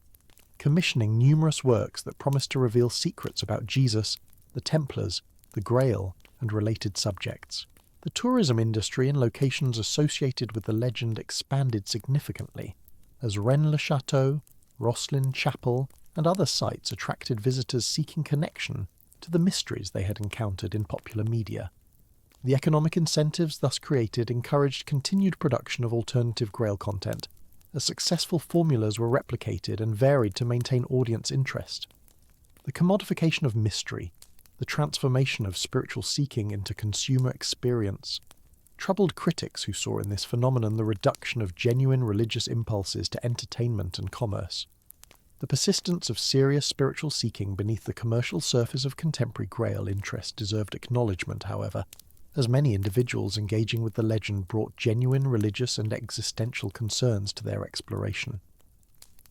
The decline of traditional religious affiliation in Western societies had not eliminated the needs that religion had historically addressed, the desires for meaning, community, transcendence, and connection to something greater than individual existence. The Grail legend offered symbolic resources for addressing these needs outside the structures of institutional religion, providing a vocabulary for spiritual aspiration that did not require accepting doctrines or joining communities that many contemporary seekers found unappealing. The legend's combination of Christian imagery with themes that transcended any particular religious tradition allowed it to function as a kind of common language for spiritual discussion among people of diverse backgrounds and beliefs. The openness of Grail symbolism to multiple interpretations made it particularly suitable for an era in which religious identities were increasingly chosen rather than inherited, and in which individuals often drew upon multiple traditions in constructing their personal spiritualities. The environmental dimensions of contemporary Grail interpretation reflected growing concern with humanity's relationship to the natural world, as the wasteland motif was increasingly read through ecological rather than purely spiritual or psychological lenses. The connection between the wounded king's infirmity and his land's sterility, central to medieval versions of the legend, was interpreted as prefiguring modern understanding of how human activity might render environments uninhabitable. The healing of the wasteland through the Grail's restoration suggested possibilities for ecological renewal that required not merely technological intervention, but fundamental transformation in how human beings understood their relationship to the natural world. The legend's implication that human spiritual health and environmental health were ultimately inseparable resonated with holistic worldviews that rejected the separation of culture from nature, characteristic of modern Western thought. The Grail quest, in this reading, became a search for the wisdom and values that could guide humanity towards sustainable relationship with the earth, wisdom that modern civilization had allegedly lost, but that might be recovered through attention to mythological and spiritual traditions that had preserved alternative understandings. The figure of the Fisher King, waiting beside waters that no longer sustained life, became an image of humanity's current predicament, wounded by its own choices and awaiting a healing that required asking questions long ignored. The psychological dimensions of Grail seeking in the contemporary period attracted increasing attention from therapeutic practitioners and researchers who recognized in the legend's patterns structures relevant to understanding human development and healing. The journey from naive youth to wounded wanderer to transformed quester mapped onto therapeutic models of personal growth that emphasized the necessity of facing shadow material, integrating unconscious contents, and achieving wholeness through confrontation with one's deepest fears and desires. The Grail itself, in psychological readings that extended Jung's initial insights, represented not merely the goal of individuation, but the ongoing process of becoming what one was meant to be, a process that could never be finally completed but only continuously engaged. The emphasis on asking the right question rather than performing heroic deeds resonated with therapeutic traditions that prioritized insight and understanding over behavioral modification, suggesting that genuine transformation required fundamental shifts in consciousness rather than merely changes in external circumstances. The proliferation of workshops, retreats, and therapeutic programs incorporating Grail symbolism testified to the legend's perceived utility for addressing psychological and spiritual needs that conventional mental health services often fail to recognize or address. The academic study of Grail literature itself underwent significant transformation during the closing decades of the 20th century and into the 21st, as new theoretical approaches generated fresh perspectives on texts that had been analysed for over a century. The application of feminist criticism to Grail narratives revealed patterns of gender construction and exclusion that earlier readings had taken for granted, examining how the legends both reflected and reinforced medieval assumptions about masculinity and femininity, while also containing elements that potentially subverted those assumptions. The limited but significant roles assigned to female characters in the Grail narratives received renewed attention, with scholars examining figures like the Grail Maiden, the Loathly Lady, and various enchantresses as embodiments of aspects of the feminine that the predominantly masculine quest structure alternately valued, feared, and sought to control. the gendering of the Grail itself as a feminine vessel containing masculine spiritual essence was analysed as a symbolic construction that could be read either as celebrating feminine receptivity and nurturing, or as subordinating the feminine to the masculine by reducing it to the function of containing male-defined spirituality. The absence or marginality of female questers in medieval Grail literature was recognised as historically contingent rather than symbolically necessary, opening possibilities for contemporary retellings that could incorporate female experience without violating the essential structures of the legend. Post-colonial perspectives introduced additional complexity to Grail scholarship, as the legend's role in constructing European cultural identity was examined with critical attention to the exclusions and hierarchies such construction involved. The Grail's association with Christianity, with European geography, and with aristocratic social structures positioned it within historical processes that had also produced colonialism, religious persecution, and cultural imperialism, raising questions about whether the legend could be appropriated for contemporary purposes without also importing problematic elements of its historical context. The legend's treatment of Saracens, pagans, and other non-Christian peoples reflected medieval attitudes that contemporary readers could not simply adopt, requiring either critical engagement with the text's limitations or creative transformation that preserved valuable symbolic elements while jettisoning objectionable ones. The universalization of what had originated as specifically European Christian mythology in the era of globalization raised questions about cultural appropriation and the ethics of claiming access to traditions that had developed within particular historical communities. The digital transformation of textual scholarship made medieval Grail literature more accessible than ever before, as digitization projects placed manuscripts that had previously required travel to specialized archives within reach of anyone with internet access. The ability to examine multiple manuscript versions of the same text side by side facilitated comparative analysis that had previously required years of archival work, accelerating scholarly understanding of how the legends had evolved through their copying and transmission. Online databases allowed researchers to trace verbal and thematic connections across large bodies of medieval literature, revealing patterns of intertextuality that illuminated how Grail authors had drawn upon and transformed their source materials. The democratization of access to primary sources enabled serious amateur scholars to engage with medieval texts directly, rather than relying entirely upon scholarly editions and translations, though this same democratization also facilitated misreadings and misinterpretations by those who lacked the linguistic and historical training necessary for accurate understanding. The production of new Grail literature continued unabated into the 21st century, as authors across multiple genres found in the legend material that could be adapted to contemporary concerns and tastes. Fantasy literature incorporated Grail themes into elaborate secondary worlds that combined medieval elements with invented cosmologies, allowing authors to explore spiritual and philosophical questions in settings freed from the constraints of historical accuracy. Urban fantasy brought the Grail quest into contemporary settings where ancient artifacts and modern technology coexisted, imagining secret histories in which the medieval legends preserved memories of actual magical objects that remained hidden in the present. Literary fiction employed Grail allusions more subtly, using the legend as a symbolic framework for exploring themes of loss, seeking, and redemption without necessarily incorporating supernatural elements. The continued productivity of the Grail as a literary device demonstrated its capacity to generate meaning across radically different generic contexts, suggesting that the legend's core structures retained relevance regardless of the specific forms in which they were expressed. Visual media continued to shape public understanding of the Grail through productions that reached audiences far larger than those for literary works. Television series incorporated Grail quests as season-spanning plotlines that allowed extended exploration of the legend's mythological depths, while also providing the episodic entertainment that the medium required. Documentary productions purporting to investigate the historical Grail presented pseudo-scholarly theories to audiences of millions, blurring boundaries between legitimate historical inquiry and speculative entertainment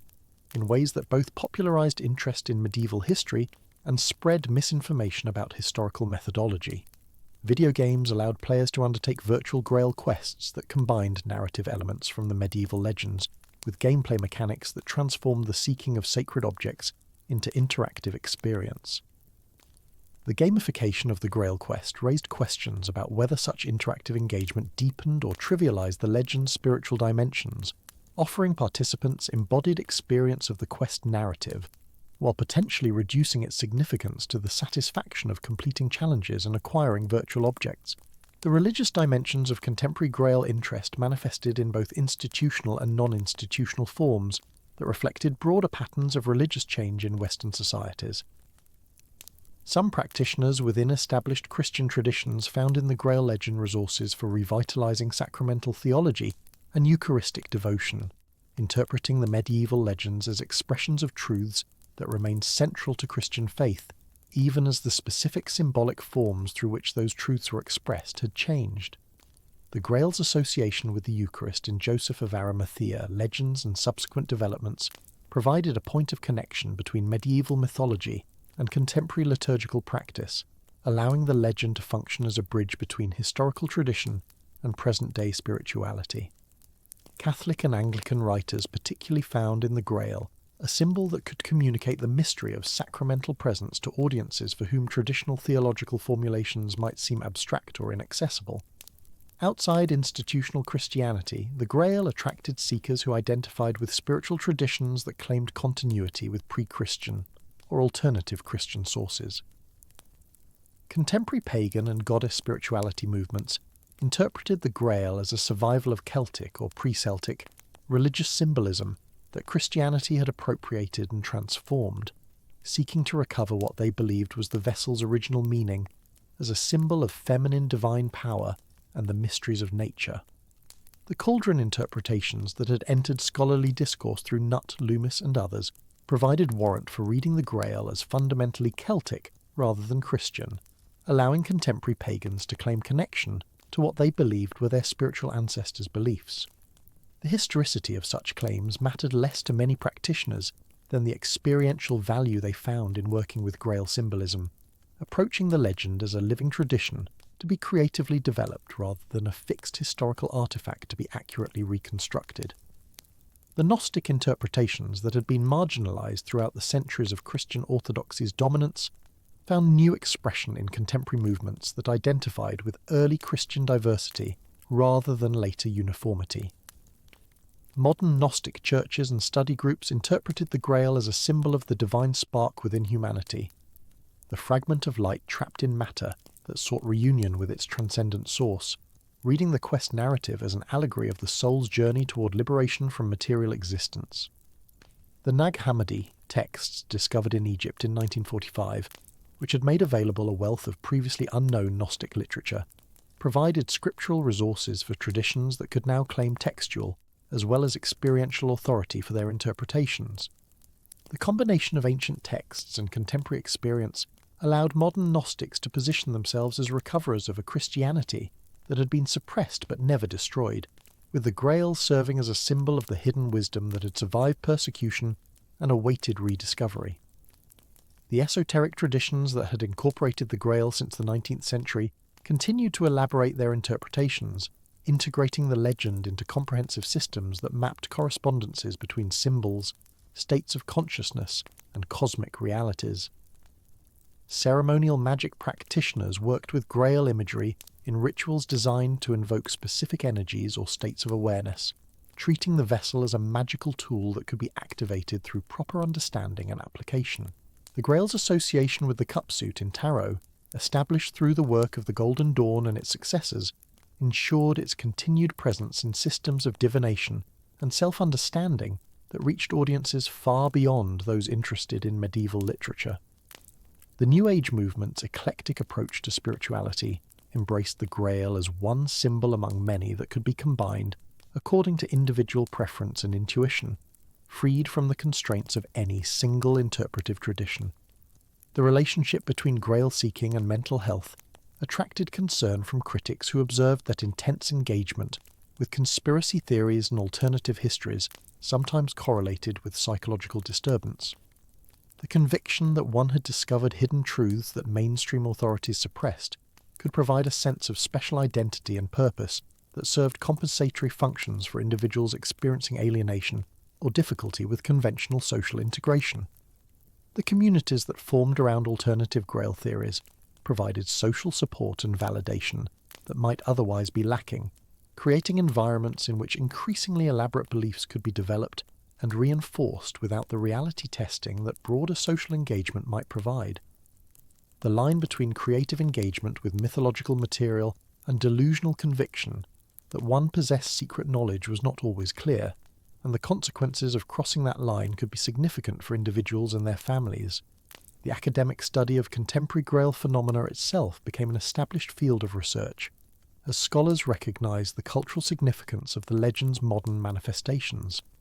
The sociology of religion provided frameworks for understanding the social functions that Grail seeking served for its practitioners, examining how communities of seekers formed, maintained themselves, and related to broader social structures. Folklorists analysed the ways that Grail narratives were transmitted and transformed in contemporary contexts, tracing how stories moved across media and communities while being modified to fit new circumstances and audiences. Cultural studies scholars examined the Grail as a site where struggles over meaning and authority were played out, analysing how different groups claimed the legend for different purposes and how those claims related to broader patterns of cultural conflict. The legend that had begun as medieval literature had become a living cultural phenomenon that demanded study with tools drawn from multiple disciplines. The material culture associated with the Grail expanded to include mass-produced merchandise that brought the legend's imagery into everyday life in forms that would have astonished medieval authors. Replica chalices purporting to represent the Grail, according to various interpretive traditions, were marketed to collectors and practitioners who sought tangible connections to the legend. Jewellery, clothing, and home decor incorporating Grail motifs allowed consumers to signal their interest in the mythology through their material possessions and personal presentation. The commodification of sacred symbolism that such merchandise represented troubled critics who saw in it the reduction of spiritual aspiration to consumerism, though defenders argued that material objects could serve as genuine focal points for devotion and contemplation, regardless of their commercial origins. The architecture of meaning that the Grail had accumulated over its centuries of development made it one of the most overdetermined symbols in Western culture, a single image that could invoke an almost unlimited range of associations and interpretations. This very richness created challenges for anyone seeking to employ the Grail symbol in new creative or spiritual contexts, as the legend's accumulated meanings might compete with or overwhelm the specific significance an author or practitioner intended to convey. The weight of tradition could be experienced as either resource or burden, providing depth and resonance for those who could successfully navigate the legend's complexity, while threatening to drown the voices of those who could not. The question of whether the Grail remained a living symbol capable of generating genuinely new meaning, or had become a museum piece interesting only for its historical associations, was one that different observers answered differently depending upon their own relationships to the legend and its traditions. The geographical imagination of the Grail continued to expand as claimants in new locations asserted connections to the legend that previous centuries had not recognised. Sites throughout the Mediterranean world, the Middle East and beyond were proposed as the true location of the Grail, or as places where it had rested during its legendary journeys, reflecting the globalization of a legend that had originated in specifically European contexts. The multiplication of claimed locations did not necessarily dilute the power of any single site's association with the Grail,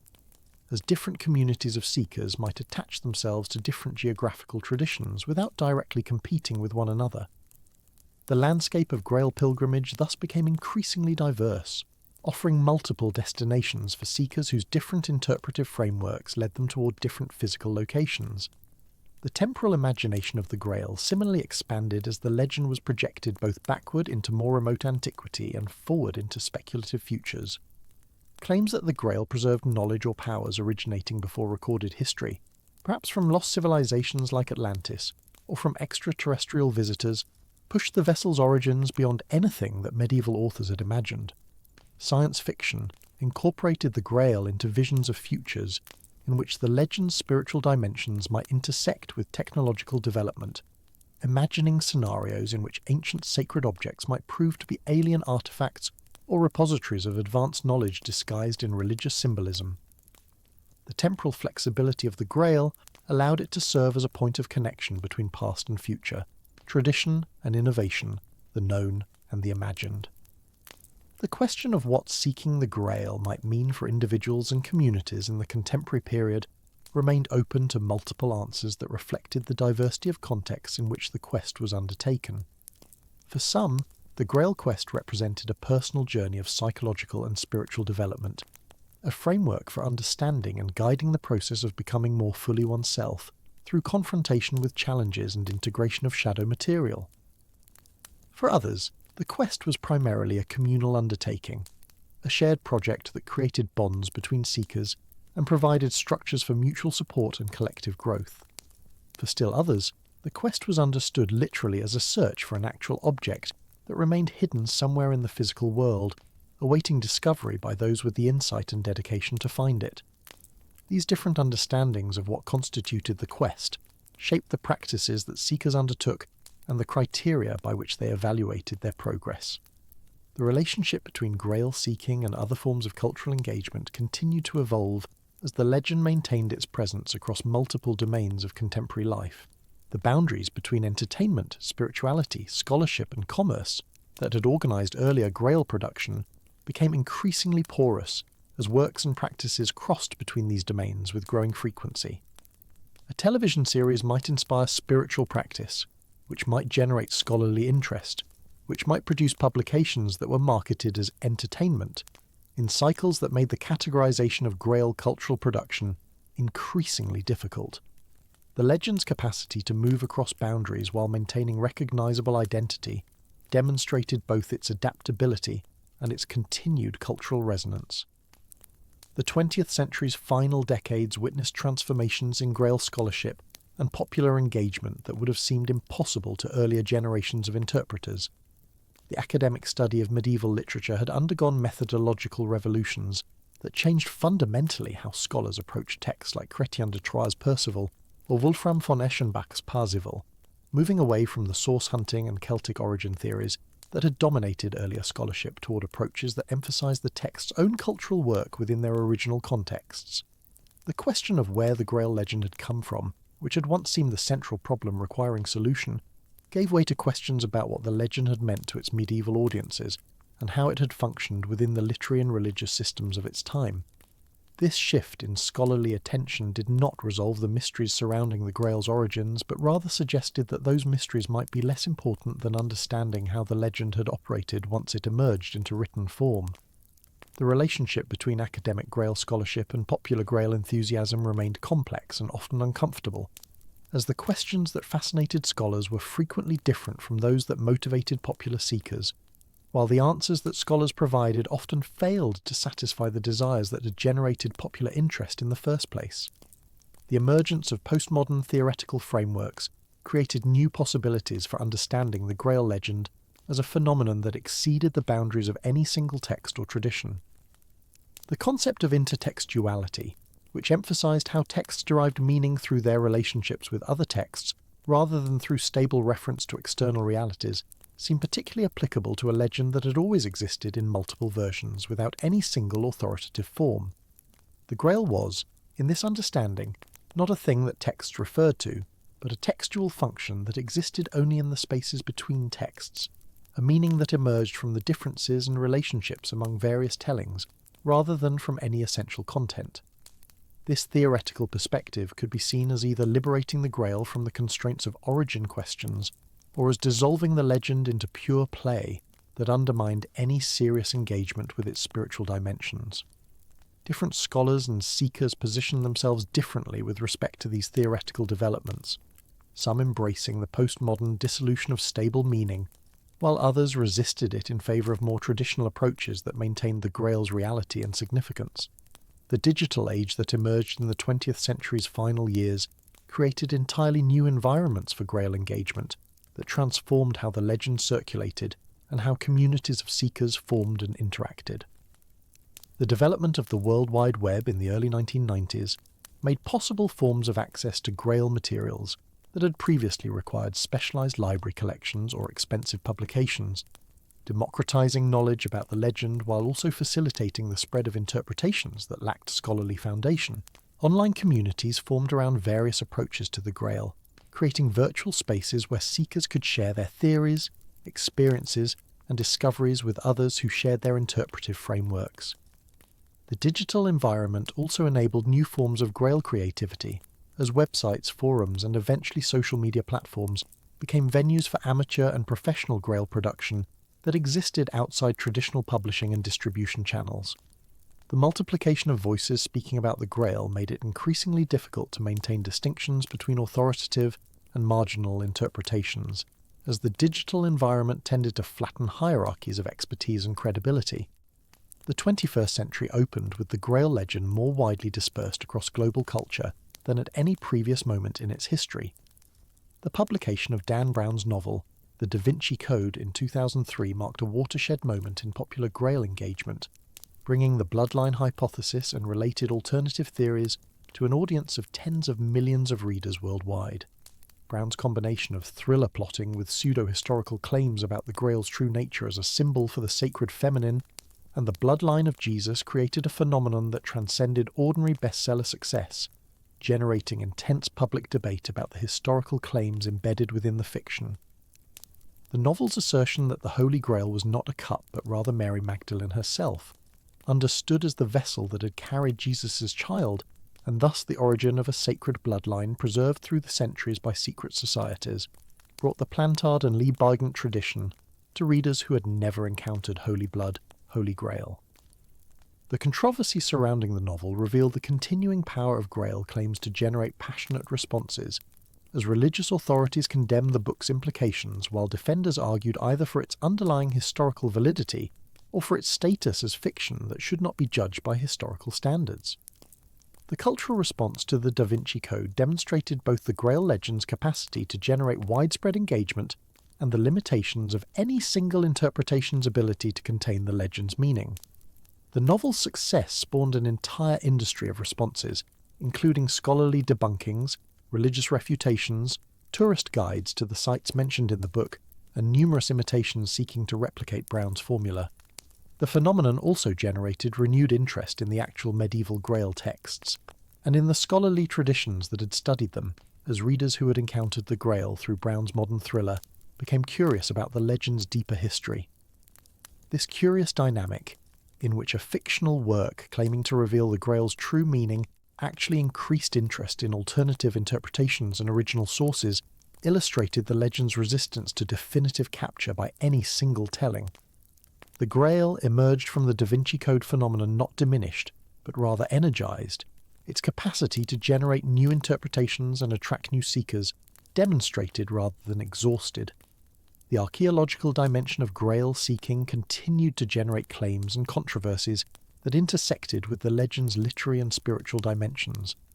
Various candidates for the historical Grail continued to attract attention and investigation, from the Valencia chalice to the Nanteos cup to newly proposed artifacts that claimed connection to the Last Supper or the Crucifixion. Advances in scientific dating and materials analysis created new possibilities for evaluating these claims, though such evaluation was complicated by the fundamental question of what criteria should be applied to an object whose legendary status derived from spiritual associations rather than physical characteristics. An artifact that could be proven to date from the 1st century would not thereby be proven to be the Grail, while an object that could be shown to be medieval in origin might still claim Grail status through its participation in the legend's spiritual tradition. The relationship between physical evidence and spiritual truth remained as complex for contemporary Grail archaeology as it had been for medieval relic veneration. The Glastonbury tradition continued to evolve as the 21st century progressed, incorporating new elements while maintaining the core associations that had been established over centuries of development. The Glastonbury zodiac theory, which claimed that the Somerset landscape contained enormous figures representing zodiacal signs, added an astrological dimension to the site's already complex symbolic geography. Claims about ley lines and earth energies passing through Glastonbury connected the site to broader alternative spiritual movements concerned with the sacred properties of landscape. The annual Glastonbury Festival, though primarily a music event, drew upon the area's spiritual associations in ways that introduced the Glastonbury Grail connection to new generations, who might encounter the legend through the festival's countercultural atmosphere, rather than through traditional literary or religious channels. The site's capacity to absorb new interpretive frameworks while maintaining its identity as a centre of Grail legend demonstrated the ongoing vitality of geographical Grail traditions. The relationship between the Grail legend and questions of European identity became increasingly complex as the continent experienced political transformations that challenged older frameworks of national and cultural belonging. The Grail had emerged from and been shaped by specifically European cultural traditions, its meanings deeply embedded in medieval Christianity, courtly culture, and the particular historical experiences of Western European societies. The question of whether the legend could maintain its resonance in increasingly multicultural and secular European contexts was one that different communities answered differently. For some, the Grail represented a specifically European spiritual heritage that should be preserved and celebrated as part of the continent's cultural identity. For others, the legend's Christian and specifically Catholic dimensions made it problematic in contexts of religious diversity and secular governance. For still others, the Grail's universal themes of seeking and transformation transcended its European origins and could be meaningfully engaged by people of any cultural background.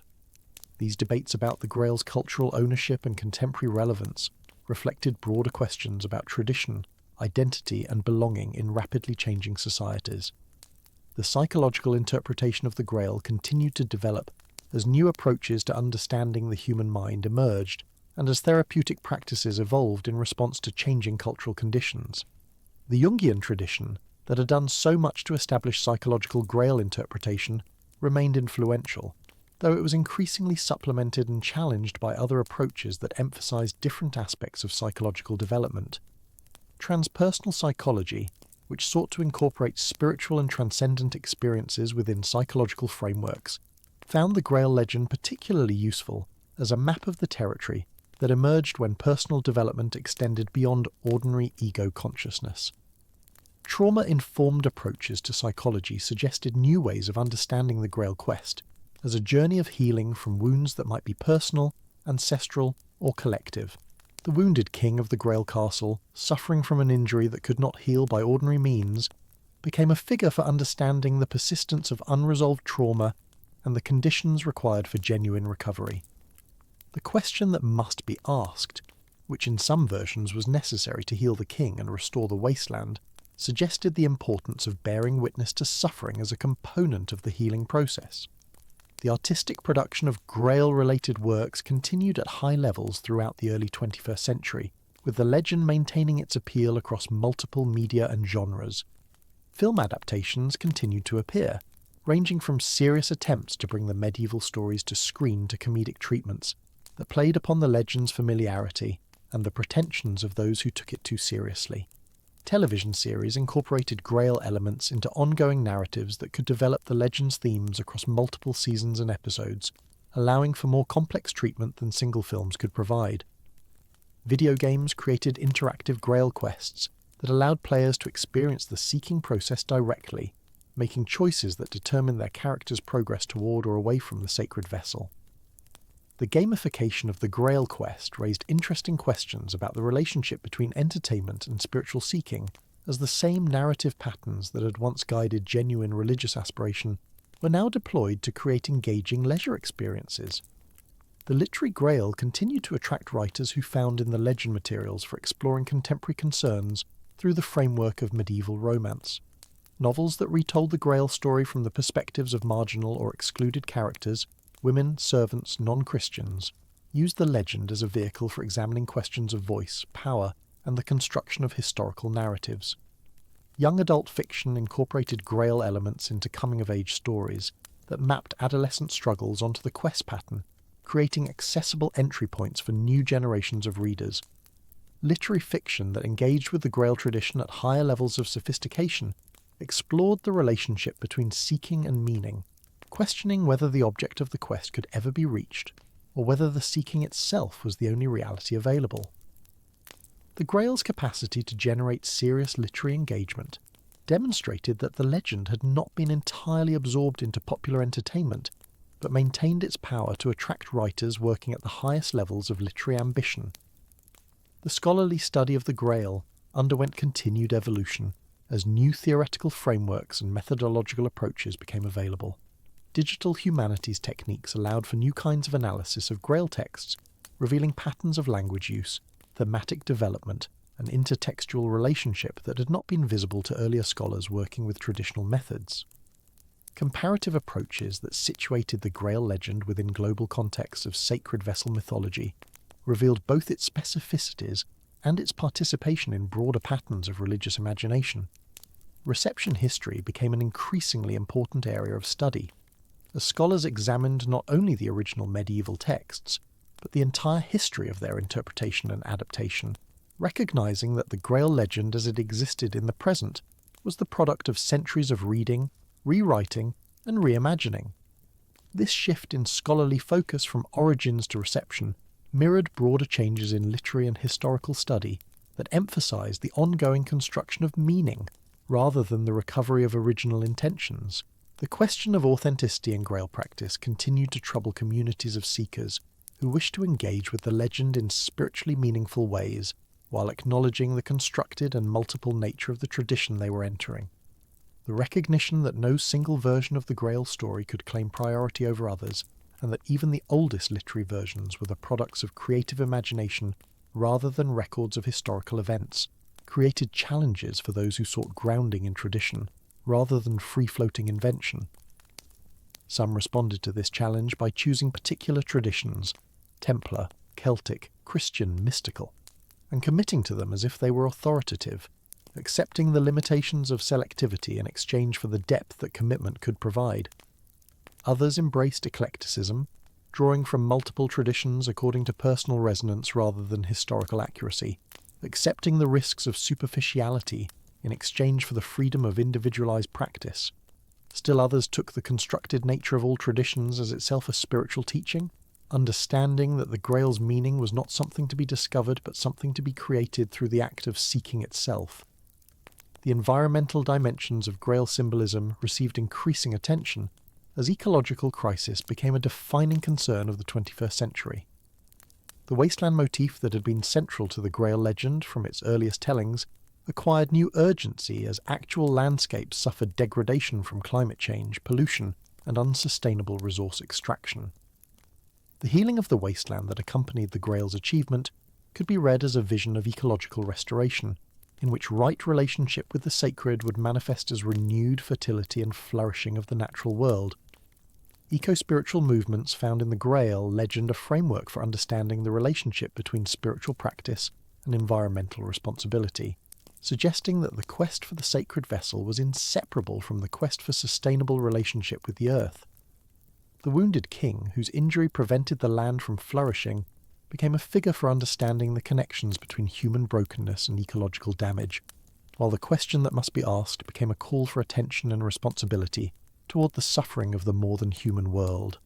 The relationship between Grail-seeking and social justice concerns evolved as the legend was examined through critical lenses that highlighted its embedded assumptions about gender, class, and culture. Feminist analyses of the Grail tradition revealed the ways in which the legend had been shaped by patriarchal frameworks, with women serving primarily as objects of quest, guardians of vessels, or rewards for male achievement rather than as agents of their own seeking. The recovery and emphasis of female figures within the tradition, the Grail maidens, the questers' mothers, the ladies who challenged and guided the knights, represented efforts to find within the legend resources for more egalitarian spiritual visions.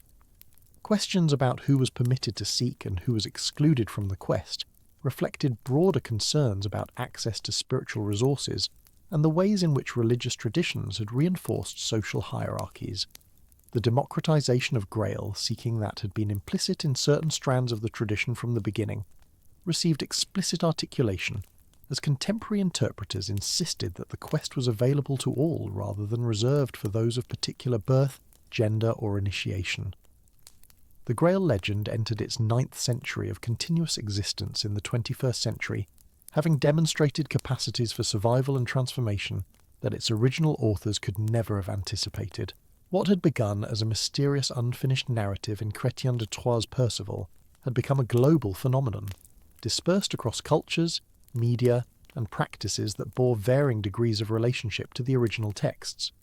The legend had proven capable of absorbing influences from Celtic mythology, Christian mysticism, esoteric philosophy, romantic nationalism, depth psychology, New Age spirituality, popular entertainment, and countless other sources, metabolizing each influence into something that remained recognizably Grail, while becoming something that no earlier version had quite been.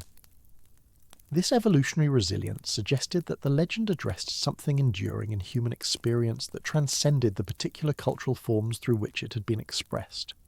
The quest for the sacred vessel, the wounded king awaiting healing, the wasteland requiring restoration, the question that must be asked. These elements continued to resonate because they gave form to aspects of existence that remained constant, even as cultural circumstances changed. The Holy Grail, across the 9 centuries of its literary existence and the 2 millennia of its claimed sacred history, had accumulated meanings that no single interpretation could exhaust or any definitive account finally settle. The vessel that had held the wine of the Last Supper, the cup that had caught the blood of the crucified Christ, the magical cauldron of Celtic tradition, the philosopher's stone of alchemical transmutation, the symbol of the goddess and the sacred feminine, the bloodline of a hidden dynasty, the psychological wholeness toward which the individuation process moved, the ecological healing that the wounded earth required, all of these and more had been gathered into the Grail's capacious symbolism, each interpretation adding to, rather than replacing, what had come before. The legend's power derived precisely from this accumulation, from the weight of all that had been projected onto the mysterious vessel, and the energy of all who had sought it across the centuries. The Grail was not diminished by the multiplicity of its meanings, but rather enriched, becoming a symbol of the human capacity for meaning-making itself, the vessel into which generation after generation had poured their deepest aspirations and most persistent questions. The seekers who continued to pursue the Grail in the 21st century participated in a tradition that connected them to medieval knights, Renaissance alchemists, romantic poets, Victorian spiritualists, 20th century occultists, and countless others who had undertaken the same quest in different forms. This connection across time created a kind of communion of seekers, a fellowship not limited by the boundaries of physical existence or historical period. The Grail quest had always been understood as something that exceeded individual achievement, requiring the efforts of many to accomplish what none could achieve alone. The round table that gathered the Grail Knights in Arthurian legend became a symbol for this collective endeavour, suggesting that the quest was not a solitary journey, but a shared undertaking in which each seeker's efforts contributed to a larger purpose. The community of Grail seekers across history constituted a kind of invisible fellowship, united not by shared doctrine or institutional membership, but by the common orientation toward a mystery that beckoned without ever being fully grasped. The paradox at the heart of the Grail quest, that the object sought could never be definitively found, yet the seeking itself was meaningful and transformative, contained a wisdom that exceeded the specific religious and cultural frameworks within which it had been articulated. The Grail was always both present and absent, glimpsed yet elusive, achieved yet requiring continued seeking. The knights who succeeded in the quest were not thereby finished with seeking, but were elevated to a level of seeking that transcended ordinary understanding. The Grail that was found was revealed to be not the end of the quest, but the opening of depths that required further exploration. This structure of endless deepening, in which each achievement became the threshold of new seeking, made the Grail quest a pattern for understanding the spiritual life not as progress toward a final goal, but as ever deeper entry into mystery.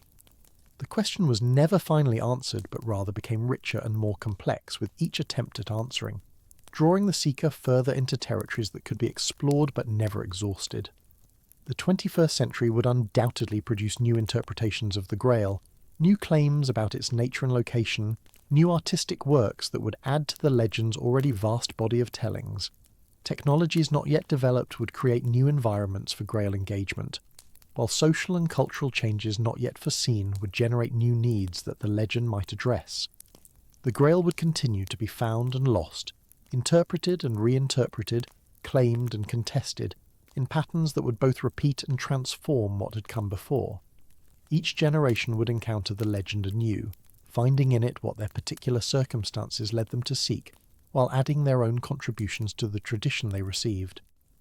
The Holy Grail had demonstrated across 9 centuries of literary existence an inexhaustible capacity for renewal that suggested it would continue to accompany human seeking for as long as humans continued to seek something beyond what they already possessed and knew. The question of what the Grail truly was, whether sacred vessel or royal bloodline, Celtic cauldron or alchemical stone, psychological symbol or spiritual reality, would remain open, and this openness was not a deficiency to be overcome, but the condition of the legend's continued vitality. The Grail was not a puzzle to be solved, but a mystery to be entered,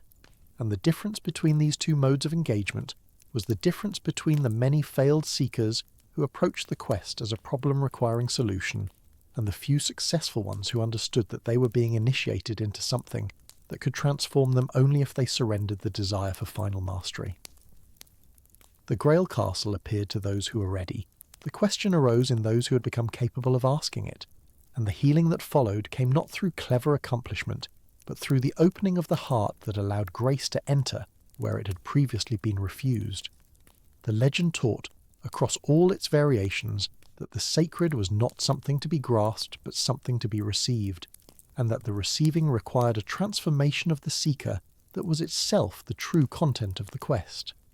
In the end, the Holy Grail remained what it had always been since Chrétien de Troyes first introduced it into European literature in the 12th century, a vessel of mystery that invited contemplation without ever yielding to analysis, a goal that receded as it was approached yet drew seekers forward through its very elusiveness, a symbol that gathered into itself the deepest human longings for wholeness, healing, and contact with the sacred. The wounded king still awaited the question that would heal him and restore the wasteland. The Grail still appeared in glimpses that inspired seeking while withholding the finality of permanent possession. The quest continued, as it had always continued, calling to those who sensed that something essential was missing from their lives and their world,